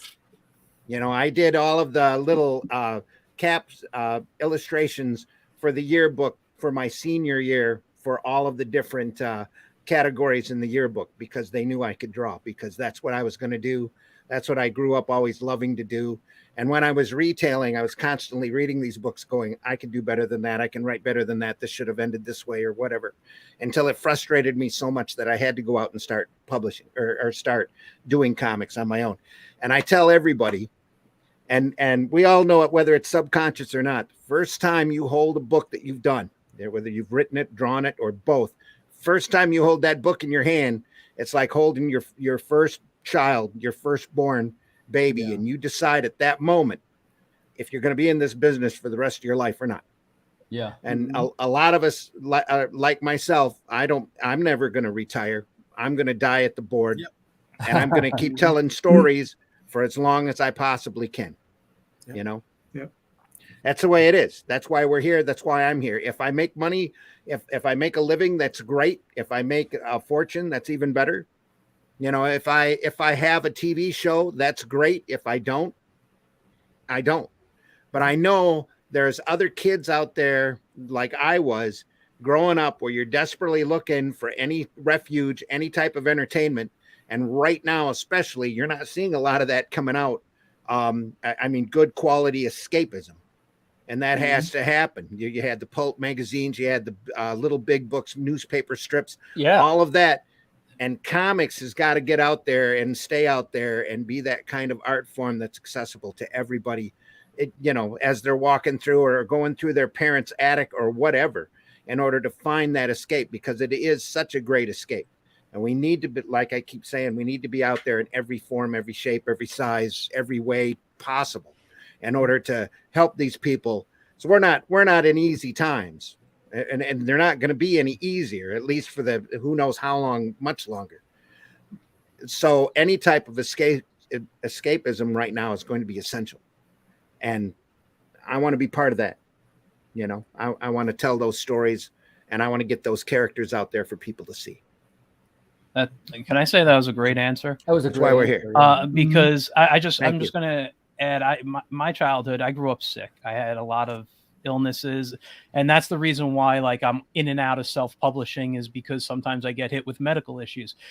But comics were my escape, and when I draw, even though it's what makes me laugh, and like I'm doing a strip, like a humor strip right now, I think about if I was drawing for me when I was that sick kid in the hospital at 8 years old, and I'm trying to figure out how to, and I do a lot of digital online stuff. All my stuff is kid friendly to get to those kids who are scared in the hospital, who don't know what's going on. Like before I had some other health issues, I used to go to hospitals regularly and sit with patients, whether they were cancer patients or whatever. They would let me, and I would just draw. Sometimes I would talk with them. I'd teach them how to draw, whatever. I loved doing that, but due to health issues, I can't do that anymore, really. But that escapism is up until the bug hit. I was going in after school at elementary and junior high schools and teaching them cartooning. Yeah, because nothing is more satisfying other than getting a great fan reaction off of your book than to see a kid whose the little light bulb over their head goes off, and they realize if they throw a few squiggly lines and a couple of circles together, they can make a character, and then they can make that character say something. And once they realize that, and it hits the right switch, they're off and running. And you're never gonna. I had a guy call me the other day, a couple months ago, who told me, "Hey, I've got a book I'm premiering at our local bookstore, and I'd be honored if you would actually stop by." And I didn't know who this guy was. I didn't know, and it was somebody that had caught my class 6, 7, 8 years ago. And that switch went off into, and like I said, that type of gratification you just cannot match. And it's like, here's this guy literally getting his emotions and his neuroses out in comic book form, and making that self-expression that we all want to achieve. It's just a great thing to see. Yeah, RJ sent me a picture. This is a 1985 my yearbook, and they came and took a picture. Caption was panelology, but again, this was comics growing up were my everything, because everybody had access to them. I'm the only one in my town that hit them the way I did. When I was a little kid, I had a picture of William Shakespeare or George Washington that I drew by hand, which was unimportant because I was on the top bunk. The only reason that existed was whenever there was trouble, I'd turn it around and it had an arrow that said "to the Batcave." I would slide down the pole of the bunk bed and race off to take care of things. But comic books, I was getting comic books at 4 years old. Now, put that number in perspective and see how many 4-year-old kids are reading. I got my first one from my barber shop, and I just took it home. It was a Superman comic, and I've got myself a copy of it again. It's one where it was Protectors of the Earth, and he's holding on to the U in his name, and a black hole is sucking him through the middle of the earth and is stretching him out through space, and he's crushing the U in the logo, and warning that we're going to be next. But because I was doing that, it's like I went into kindergarten reading. Nobody knew I could read. I didn't think to tell anybody. I just thought everybody could do it. It was as natural as drinking water and breathing. It wasn't until first grade when our teacher would have these big placards up with the big print words on them, and she would read them out loud and slowly to the class. And I'm like reading them ahead, and then I'm doing what a 6-year-old kid does, play with the bug on the floor or pick his nose or look around, because I'm like, get to the next card already, lady. And I look up and she's like right in my face. She's like, "Would you like to read to the class?" So I'm like, "Oh, thank God." I didn't say that. So I just looked at the card and I was like, "Plants make energy through a process called photosynthesis, in which they absorb sunlight through cells and make chlorophyll." And she's like, "Okay, we need to send a note home to your mom." I'm like, "What's the big deal? You know, Pharaonic man does this in the flesh all the time. It's how he takes him down. This is how poison ivy grows giant plants that fight Batman in Gotham City. He's got to get defoliant to take." And I was like, "Don't even get me started on matter and antimatter. I don't know quite what they are, but don't let them touch." Nice. Awesome. Nice. All right. Before Jay answers, hold on. I just wanted to pull up some of these. To answer Jay's question, I'm either too stupid or too stubborn to quit. I do have serious answer, but you can ask me that another time. Herbert says, "Hail, David. Comic show was so intense and fun. It's time for better." I see this was Glenn from earlier. Layers. So Chum Jimmy's point, by definition, creators need to create. There you go. Marcus says, "Why do I keep making comics? I'm a masochist. I genuinely love creating in the process of making comics." Art Victim says, "Yes, I agree. Great answer, Randy." Thank you. Herbert said, "Why? There's a ton of George Perez on that wall." RJ, much respect. The master. Dan says, "Great answers tonight. Loving the passion from everyone. Something I can relate with." There you go. Nice. Mr. Rosario, please answer your question. Well, Marcus stole my answer when he said he's a masochist. I mean, that's yeah. So I'm gonna go with I'm addicted, right? And so many of my moments, so many of my favorite moments growing up in life revolved around comic books. My father passed away when I was 6 years old, and I remember him, reading on the bed with me at night a few comic books. I got my tonsils taken out as a kid, and he bought me a Captain America comic book with the little Mego Captain America figure. So I knew what he was about, what he would do. My mom would get me comic books, A, to keep me off of the street from being an knucklehead, and B, because that was the only thing I was reading, right? I wasn't reading books that was a mandatory reading in school. I remember doing a book report on the trade of the Dark Phoenix saga. I just used all their regular names, not their code names, and that got me this big thing in class. That continued all the way on to my wife only married me so she could get free tickets to New York Comic Con. That's it. It's Here comes that shoe.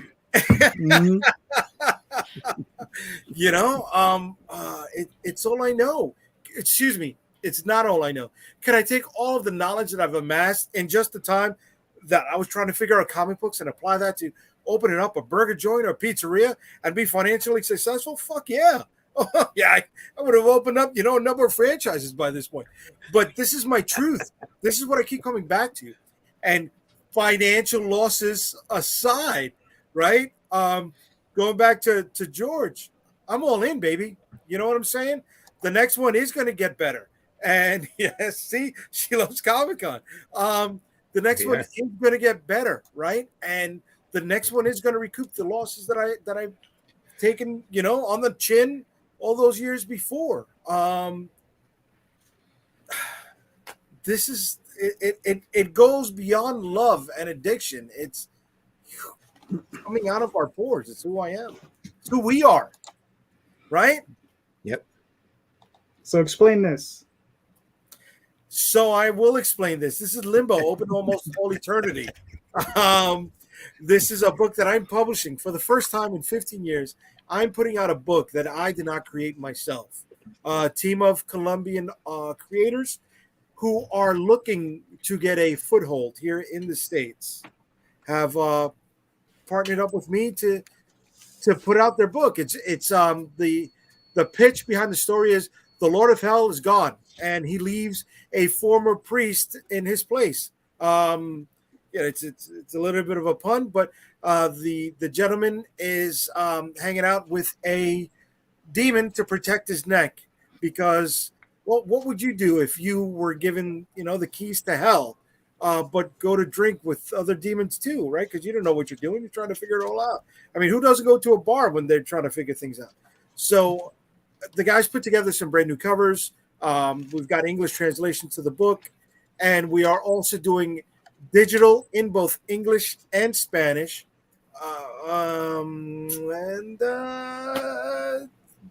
I'm excited. I mean, this is not an art style that I normally would have chosen to do in a book of my own, right? It's more manga inspired, but I think it's something that needs to be out there. I think these guys are talented, and they put together a great book.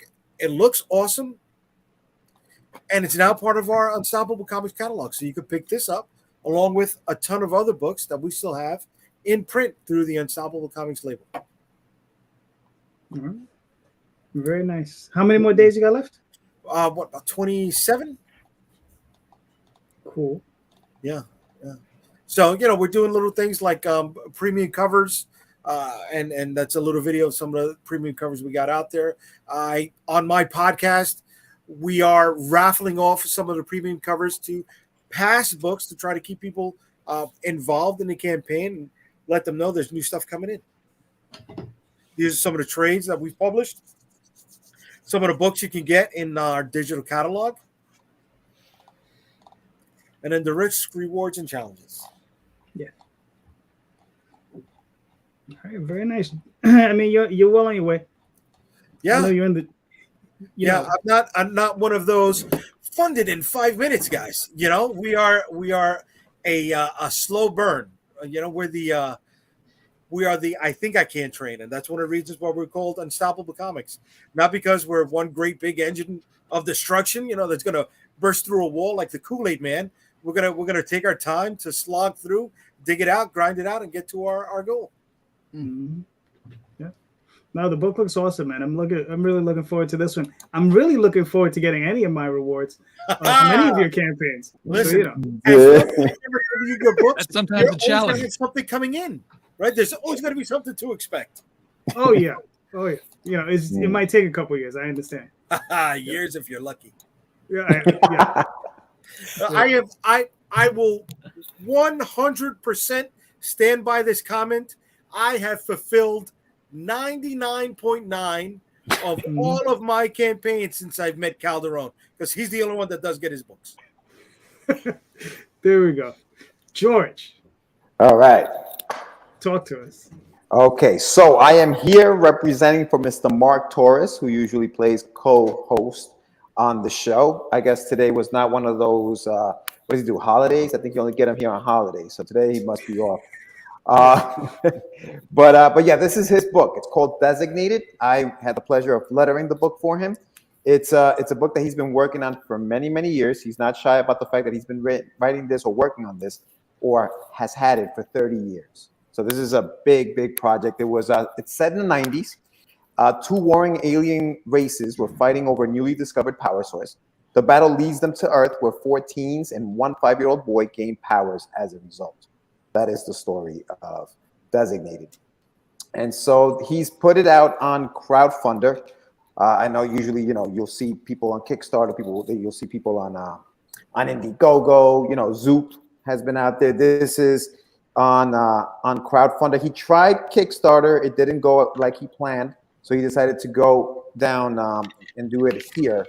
And so far, from what I understand, he's had a little more success here than he did at the same amount of time on Kickstarter. So I think he's been on here for a few days now, and he's had a little more success here than he had on Kickstarter. So, but yeah, this is the book. This is the book. Issue number 1 is what he's crowdfunding for. He obviously has more. I mean, the entire story, which is 110 pages, is complete. But right now, this is the first 22 pages. They're available for pre-order. And 3 and 4, hopefully, on sales and, with time and circumstances can answer that. Maybe he will be able to put out the rest of it. But right now, this is the first issue, 22 pages, black and white. And again, this is a pre-order. He does, he wants to stay away from the, this funded. It's about a pre-order. So you're pre-ordering the book right now. So if you go onto crowdfunder right now, you wouldn't have to sign up for anything. You simply just hit the, I want to buy the book, and it's a pre-order. So the book, I think he's releasing it sometime the next few months, once this thing is over, and then he'll be sending out the books. And I want to add to this if I can, George. Yes. I don't know if he's put it out there yet, but there's going to be an audio track. Yes. Oh, dude. Yes. And there is. I provided one of the voices on this audio track. You killed it, bro. I heard that one. He recorded the session where we got a bunch of us together to read the script and play our parts. And I don't know how crowdfunder works, if they have updates or I think or they what. do. Like, I think Kickstarter? he's put the first 2 episodes up there because you guys Okay. he's cut it up into like I think it's going to be like a 5-part or something There we like go. that. The radio play is on the page. There's a tab for it. Yeah. So check it out. We had a great time putting this all together, and knowing what I know about it, people are going to dig the book. Yeah. I think it's one of the tabs at the top there, JD. I think you passed it. I think it's the way this one is set up right there. There's tabs. There's story highlight. You see it? Where you just pass it again. Go up a little bit. All right. You see where right now you're on the story tab. There's the highlights designated. There's the play. Designated a play. Yeah. There we go. Right there. So he's got the first 2. I believe he's got the first 2 episodes of the read. Nice. On there. Yeah. So you guys can check that out. Cool. All right, Just don't let Crowdfunder know that you were on this show with me. Was that? Just don't let Crowdfunder know that you were on this show with me together, because now we're associated. Oh wow. He said, "Oh wow." I think they'll survive it. They'll be fine. What is it? So I think Mike says the radio play is on the page. There's a tab. Okay. Yep. He was just reminding us. All right, cool. All right, Randy, you got a question for the panel?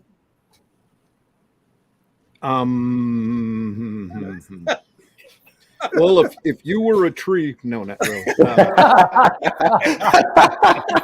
Thank you, Baba Wawa. Yeah. How long you been podcasting? I know Timothy said he's been podcasting for a few months, but how long has everybody else been doing this gig? All right, that's fair. Barney. Oh no. I'm sorry, Barney. Not yet. Michael. I try to go on this, Well, my Get in Tune show I started in 2022 during the pandemic. I actually was on a show my friend and I started called In Credit Chat because we were doing the actual con in Credit Con. So we started that, and then the show was going in. We like to talk to different people. I like to talk to artists. He liked to talk to more of the celebrities. So I said I'm gonna just do Get in Tune, which was my brand that was dying because the pandemic killed my business. And it was an educational brand, but I said, let me just start. I missed going to shows. I said, let me start talking to people. So really podcasting since 2022, but talking about comics and stuff forever. Yeah, there you go. Yeah. All right. Cool.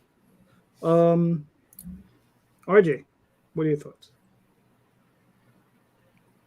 I have been at this, I want to say about 6 years, but a lot of it started with recorded videos. It wasn't until about 2018, 2017 that the live streaming became a thing, and it became easy. I mean, I started doing it with the whole set up a Google group, and then feed it in through your YouTube, and then pray to the gods and sacrifice a virgin and hope that you don't get cut off. StreamYard made it to where it's like, oh, click and go. Yeah, that's my level of mentality right there. So now we've probably been podcasting live streaming probably 3.5 years. Maybe 5 years. 5 years. Nice. I just interrupted. I said 2022. Sorry, I was looking at a piece of art I had that I did last year. It was 2020. I started and during the pandemic. I'm sorry. So good 3 years. Nice. So Tim, I mean, you already answered the question, but if you want to go. Well, in my case, like I say, I was trying to find something new to try and engage with an audience, right? I'm still not 100% sure what the correct answer is for me, but like I say, it started pretty well. And, I'm fortunate to try and meet with fellas like yourselves, and I'm kind of still in the learning stages. But I started, it was 6 months ago during the campaign for Water Wars Volume 4. And like I say, what we were trying to loosely do is to tie content together that would somehow reflect on the book. and including things like music and movies and, all kind of categories of pop culture. And it seems like it's off to a pretty good start. I'm definitely going to go around and I'll subscribe to you guys' channels, and a couple of you I follow already. I know RJ and a couple of the guys, but if I've missed any, I'll definitely pick them up. And, I guess I should just make a quick comment. I'm grateful, JD, that you give us the platform to do things like this. And it's one of the elements I'm trying to do this year is to improve at what I'm doing and to try and level up. So thank you, everybody, for sharing your thoughtful and well-prepared answers. Listen, I mean, my whole thing is about sharing. So, that's what I like doing. I like talking to people. It's fun. So, Barney, what are your thoughts? I just checked. I opened up my Podbean account. The first episode of Story Comic Presents was February 16th, 2020. So right around the time when it was like, there's this thing happening in China and about. Right. Yeah. So 3 years. So a little over 3 years so far. Yeah. Okay, cool. Jay? I'm sorry. I'm still Barney triggered me when he goes, right before the pandemic started, because 2 weeks prior to that, I ran a convention in New York, and it was going to change everything, right? We did good money, and convention, and we lived off of that for a few years. So that's not going to happen again. I started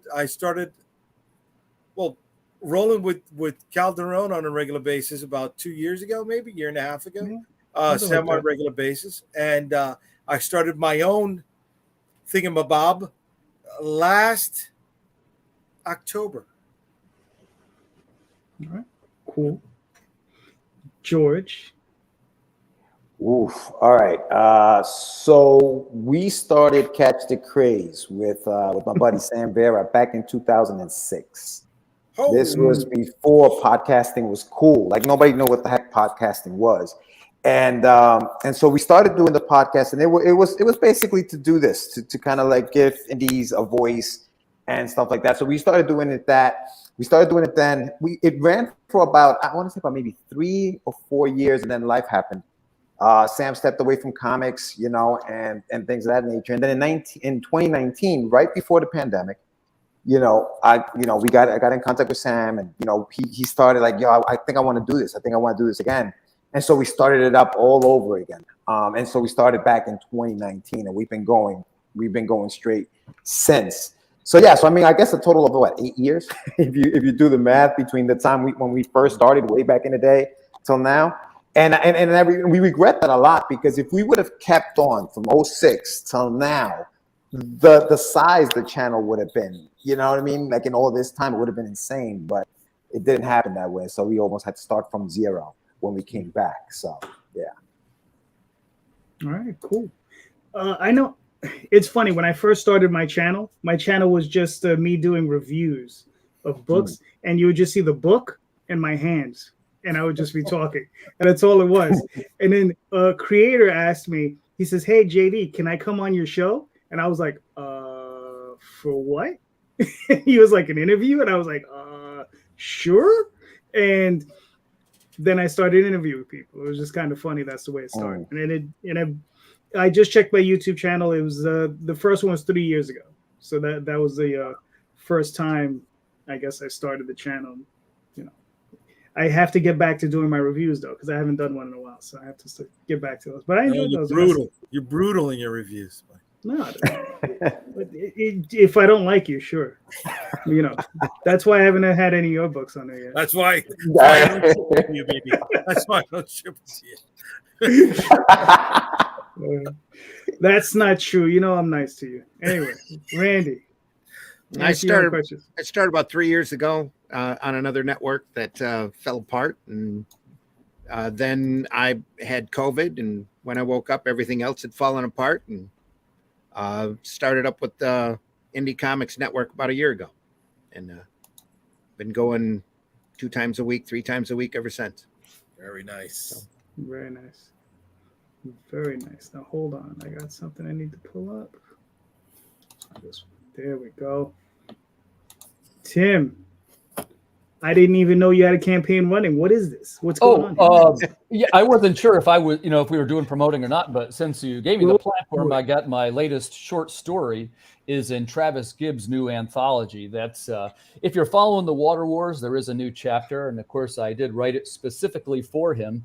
If you want to scroll down, I actually got a cover in there that's available. And what this is, it's a little bit of tribute to keep going, I'll tell you when you get to it.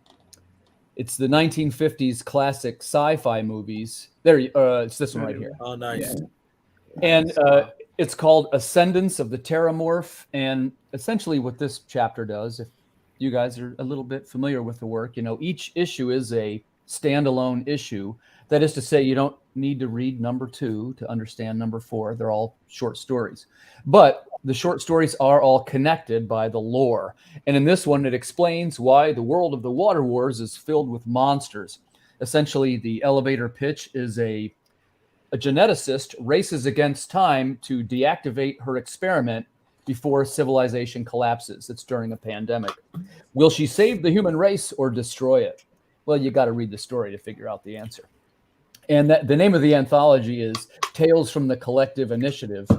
And it's a 10-pager is what it is. And I'm a big fan of Travis Gibb, and I essentially wrote the short story with the idea that I wanted to get into his next anthology. But by the way, that's one of the things I'm doing this year as well, is to try and submit to more anthologies. And I was kind of mostly known for the Water Wars series. There you go. That's one of the panels right there, which if you notice, it's also a homage panel. It's the Human Torch from Marvel Comics #1.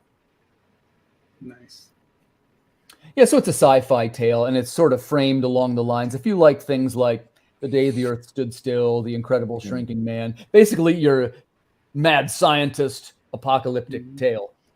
And had a lot of fun writing it, and I thought I would give him a quick pitch. I'm just a contributor to the anthology in this case, and my next one will be coming out on Wednesday, which is our next title. It's a cryptid-based sci-fi series called Call of the Cryptid. That'll be coming out on Wednesday. I don't have the link for that yet. It's in what they call review over on Kickstarter. But, JD, I got a lot of respect for you. And for a lot of these guys, we do something different that a lot of people aren't doing. And what I mean by that is, when I tell people I make comics, like, oh, comics. So it's like superheroes and stuff. Well, no, not really. That's not really what I'm doing. Mine are what I call, they are sad and beautiful sci-fi. Very nice. Very nice. No, this looks awesome. Another 24 days. Yeah. I mean, I think you guys are well on your way. I'm pretty sure you guys are going to fund without a problem. Yeah, I hope so. And just a quick mention, I'm real honored to be included with these fellas. You got Edward Davis from Immortal Era with a short story in there, and I admire his work a lot. And also Austin Janowski with his zombie series. Zombies, We Are Human Too. And I know both of those guys, and they're all cool cats. And special thanks to Travis Gibb for including us in his new book. And thanks, JD, for giving me a chance to pitch it on the air. No, listen, anytime. Like I said, like I said, we're always pitching here. That's what we're here for. We're here to promote some more. I'm grateful. Thank you. All right. See, here's the dead air part. I got dead silence. Now, here's one for you. Does anybody else have a question they want to ask the panel? Go, RJ. You're muted. You're muted. Yeah, we can't hear you for some reason. I have 2 mute buttons, one on the here and one over here. I wanted to be doubly quiet. There you go. What would make your life as a podcaster easier? Okay. Cool. Tim, you're up. Just a quick answer to that one. I add graphics and music. Mine's a little bit more like a written show. And there is, say, for example, if we're talking about comics, we show the covers of what we're talking about, and there's musical themes and so forth. It would be nice if I had a video editor so I didn't have to do that myself. I guess maybe that's a little bit of a selfish answer. But, the live show, we just go on the air and I ask questions and it goes out live. But the other one is a written show with a little bit of production. It usually takes me about 3 hours, 4 hours probably. Interesting. Nice. Barney, what are your thoughts? You're muted. So the question, RJ, again was like, what would make our jobs easier? Is that what it was? Yeah. What would make life easier for you as a podcaster? Yeah, I probably being able to know, because this is a thing. I know I'm doing things. I'm sure there's a better way of doing things than how I'm doing it now, and just probably being more proactive and reaching out to fellow creatives and podcasters, saying, "How do you do your editing? What do you use for your software? How do you make your, do you have bumper music in? Where'd you get it from?" Like, I think a part of that would probably be making my job, it would make it easier, is just probably being more proactive and asking more questions to fellow podcasters, to asking where they get their, what do they do? How do they do it? Basically. Yeah. Mm-hmm. I use iMovie. Interesting. Okay, cool. Michael, what are you thinking? Oh, wow. It's more just for me being more organized with my time. I like to, when I make up my ads for the show and all this stuff, I try to do it a week in advance, but sometimes I got to wait on artwork from artists or whatever. So it's really just scheduling for me. Also, my day job, I work, even though I'm in New York, I work on California time. So I end my day at 8:30 p.m. And then I start my podcast at 9. It's like, I wish I had a little more time in between. It's basically grab a quick bite to eat, use the bathroom, jump on the air. So it's organization for myself. I don't have a specific program or, way of doing things that I think would help me. It's just organize, be smarter with my time. Cool. Randy? I'd be happier if the buttons on StreamYard worked the way that they were supposed to work whenever I hit them.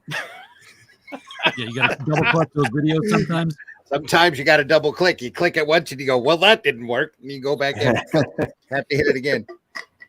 That's a big thing. I'm on the air to have fun, really, and to show stuff off and to spread that spark of comics around to folks. So it's easier for me than a lot of other people. I don't have a lot of people on to interview, and if I did, I'd probably stammer a lot, and especially people I really wanted to interview and respect. I've been thinking about going after a few folks just to do a pre-recorded interview and run early on a Friday morning or whenever somebody didn't want to get up, like myself or whatever. So, but that's my only major complaint. Other than that, this thing's a blast. Love doing it. Love podcasting. Nice. George? I think what would make it easier is, much to Michael's point there, is if I had more time. Like if I didn't have a 9 to 5 and this is all I did and I had just more time to be creative and to work on this, I think that would make it a lot easier for me to grow the channel and do all the things that I want to do with the channel. So yeah, I think more time, just that would make it easier. Cool. Mr. J? Yeah. George, Michael, more time. I have the 9 to 5 also. And even if I didn't have the 9 to 5, I still wouldn't have enough time. I'd need a producer, somebody who, set up the slides that we can pull up, not just, pull things up live on the internet, but have that stuff prepared as well. And somebody who could also pull clips from the show so we could use to promote it on whatever social streams that are out there, because setting that stuff up takes time too. That's the thing. That's one of the plates we got to spin. We're not just promoting our books, we're promoting the podcast. And it's like, we're trying to fit everything within this Venn diagram, right? Because, yes, it's associative material, but fuck, it's a lot of associated material. So yeah, man, even if I didn't have the 9 to 5, brother, I still need help. All right. I think Mr. Mark Torres, you got it right. I'm sorry. And if I get a producer, somebody that I can lowball, because I'm not making money here. You know what I mean? So you got to work on the cheap, baby. That's why Mark is right. More sponsors. There you go, boy sponsors. All right. But you actually have people pay you to run their video streams? Really? Yeah. Yeah. Yeah, I don't know. Yeah, probably. I agree with Jay. Probably someone to produce the show in the background. Just have somebody to pull stuff up. It does make it a lot easier when you have somebody doing that for you on the side, or at least that's what I've seen. It looks easier. Who knows? I've also seen a lot of screaming off screen. So, Well, since I don't have that, what I would like to see that would make my life easier, StreamYard, say StreamYard enough so that it flags them when they in their video feeds. StreamYard. I have a lot of little interstitials and overlays and backgrounds, sound clips and video clips. What I would really like to do is not have to scroll down a half a mile to find them, but to be able to pop out that particular window to its own window and then resize it. So it's like, hey, here's a square of all your little video clips. And it's floating. And I can move it to my other monitor over here so it's not in my way. Something happens that, hey, I've got a sound clip that comes in for this. I'm just on it, click it, there we go. I would love to be able to pop those things out and over. Or at the least 2 columns. Yeah, 2 columns at the least. Well, I don't want to squish things over, but I'd rather have it pop over out. there, one over here. It's a frame already. It's already a frame. Just pop out the frame, send it to the side. It's good to go. Yeah. Cool. All right, hold on. I got one last thing I'm going to pull up real quick. Just give me a second because, like I said, I don't have a producer. We hear the clicking. Doom, doom, doom, doom, doom. It's coming. It's coming. Here we go. All right, here we go. So, Barney, talk to me. Oh, there it is. Okay. All right. I was just sharing it with you guys, but no, I can talk about it live. That's fine too. This all started back in around when COVID started, when everything was tense in the world and everybody was angry. I started doing deep dives and researching, finding like really funny dad jokes. And I would post them every day, and I still do it every day. So now I have about almost 1,000 dad jokes. So that's why I'm putting out a second book. So any of you who just want to see some really fun, corny, and clean jokes, as I say, I'm an artist by trade as well. So I actually illustrate. They're full color illustrations on each page, and each one kind of has like a little themed of like in some kind of dad-ish background on all that. So you know what? Looking at, we always talk about, playing ahead. Father's Day is coming up. So anybody that is a dad or dad leaning, it's a great thing to pick up too. So yeah, wanted to share that with all of you guys as well. So yeah, very nice. And you have it on Barnes and Nobles, Amazon. Yeah, Barnes and Noble, Amazon, all those places. You can always go to storycomic.com/dad jokes and you'll find it there as well. So yeah. Awesome. Very nice. So I didn't catch it. How long have you been doing dad jokes? How long? Since March 2020, actually. Yeah, as soon as people started going into lockdown. Yeah. All right, cool, man. This is awesome. How many pages is the book? It is about 150 pages. So I made sure there was at least 500 Groans and chuckles. Yeah. Nice. Yeah. Nice. All right. Yeah, that's awesome, man. I like it. All right, cool. So yeah, thanks for sharing. Yeah, man. Listen, like I said, that's what we're here. We're here to like show everybody stuff. What is this? What marketing ideas do you recommend staying away from?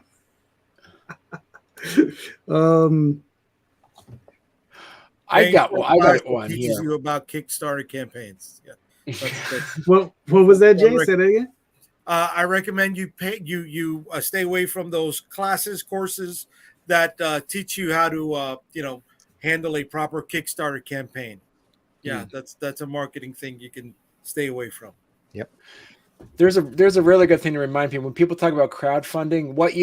The idea too is like, and I'm sure everybody knows this that have had successful Kickstarters. You need a crowd first before you actually have a campaign. Yeah. So that's the thing. You don't get a crowd by doing a Kickstarter. You have to have the crowd before you do the Kickstarter.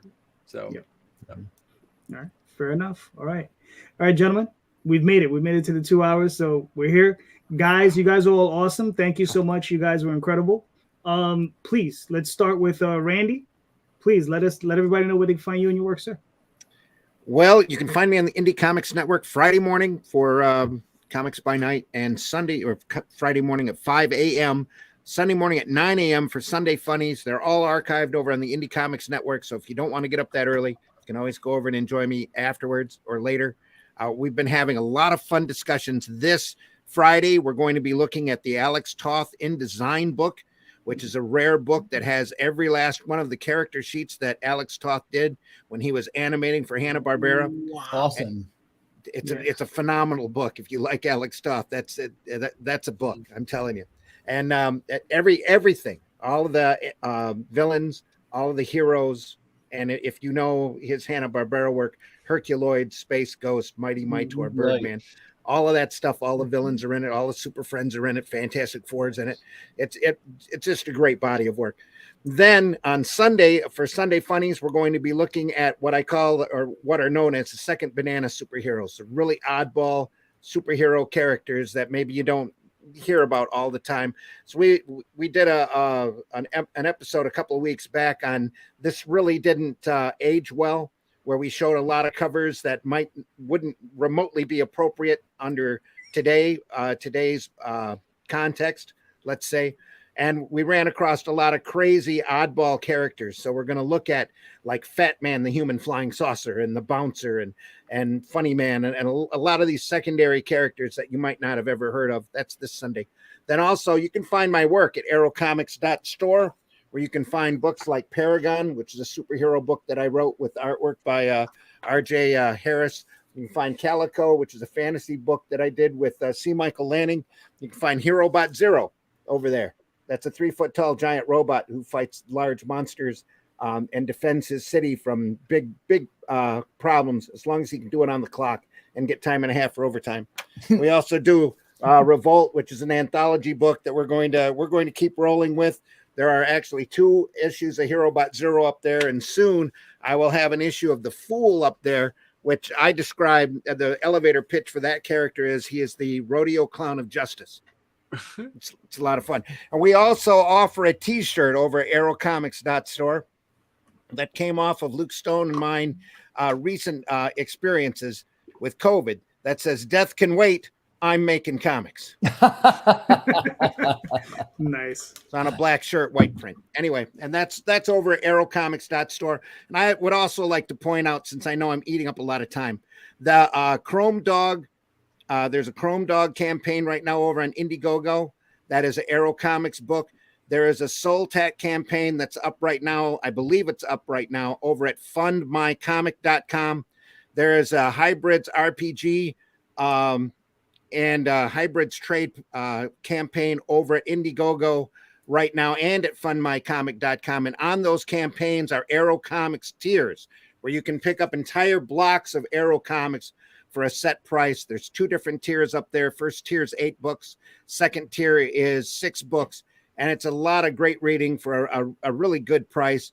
A lot of different types of books that we carry at Aero Comics. And Aero Comics is expanding because we can, I guess, or because we find that there's safety in numbers. So if you go over there and check out those campaigns and look for the Aero tiers over there, a lot of my work is featured in there. You can find all those books I mentioned previously in those 2 tiers, or you can get them individually over at aerocomics.store. And there's a lot more to come. All right, cool. Working on a lot of different stuff right now, in fact. So it'll be fun. Nice. RJ, where can they find you and your work, sir? You can find us at Critical Blast on Twitter, Facebook, Instagram, and of course, criticalblast.com, where pop culture gets blasted. And very, very proud to say that you will soon be able to find my very first comic book work over at Aero Comics in a little anthology called Out of Obscurity. Waiting for that to start funding real soon. Real soon. Nice. Timothy? Congrats, RJ. Thank you. Yes. You're welcome. I'm Timothy Fling. The easiest way to find me is Facebook. I'm Timothy Fling. And if you want to find me on YouTube, my handle, they have what they call a handle now. It's at Timothy Fling. The show is Holden's 11, or if you're so inclined to check out my work, I have a website. It's earthdogstudios.com. I'm also pretty much on Kickstarter, just fairly often, let's say it that way. Nice. Barney, where can they find you and your work, sir? Yeah, storycomic.com. I'm also on Facebook and Twitter and all that stuff as well, and Instagram at storycomic as well. So, yeah, check it out. Oh, cool. Michael? Yeah, so my name at the bottom at Michael Grassia. You can find me on Facebook, Instagram, Twitter. That's really at michaelgrassia.com. That's really all my handles. But at the Wiz Comic is Instagram and Facebook. I have that as well. Everything I do, I guess, publicly releases on Wednesday. I have a hashtag Wiz Wednesday. All my Wiz comics come out on Wednesday, at the Wiz Comic. And my podcast, Get in Tune, which is on YouTube at Michael Grassia. That's my channel. Every Wednesday night, 9 p.m. So that's how you can find me. All right, cool. George? You can find me on my website, getyourmeds.com. It's a play on my last name. I'm not a drug dealer. Medina, getyourmeds.com. You can find all of my stuff there, my books, my comics, my t-shirts, and all that other fun stuff. Also, like I said earlier today, I'm here representing as the letterer on the book Designated for Mr. Mark Torres, so check that out. You can definitely go to my link tree. There will be, or the bio on my Instagram page, and you will see a link to the campaign itself. I also do, like I said, a podcast called Catch the Craze, Catch and then the Craze, D-A Craze. We go live every Tuesday night at 8 p.m. Eastern Standard Time, where we interview indie creators. And so, yeah, that's where you can find me. All right, cool. Mr. Rosario? Had to take off mute for a second. Yeah. You could catch me at unstoppablecomics.com. All roads for me lead to and from unstoppablecomics.com. You could get all our social listings on there. But I really want people to go check us out over there on the Limbo campaign, where you can pick up Limbo, and a lot of books are like these, right? I've got quite a body of work and one hell of a catalog. So if you like comic books and you're not tied into years and years and years of continuity, and you want a quick read in the afternoon, check us out. You can pick up a hell of a lot of books that we still have in print. All right, cool. Well, I'm JD Calderon, and you can find me here most Sundays. And you can find me on Facebook, Twitter, Instagram, DeviantArt, all under JD Calderon. And you can find me under theoswaldchronicles.com or talltalesonline.com. And next week, of course, what do we have? Another campaign for the Oswald Chronicles. It's coming because it's never stopping. All right. So thank you so much, guys. All of you were awesome. All of you guys do incredible shows. Also, if you go to the links below, there are links to everybody's shows in the show notes. So you can go check everybody out, hit everybody up. Want to be on somebody's show? Reach out, talk to them. Set up on their calendar. Right. So thank you so much, everybody. You guys are awesome. Like I said one more time, thank you. Thanks for having us on. Yeah. Thanks, JD. Thank you.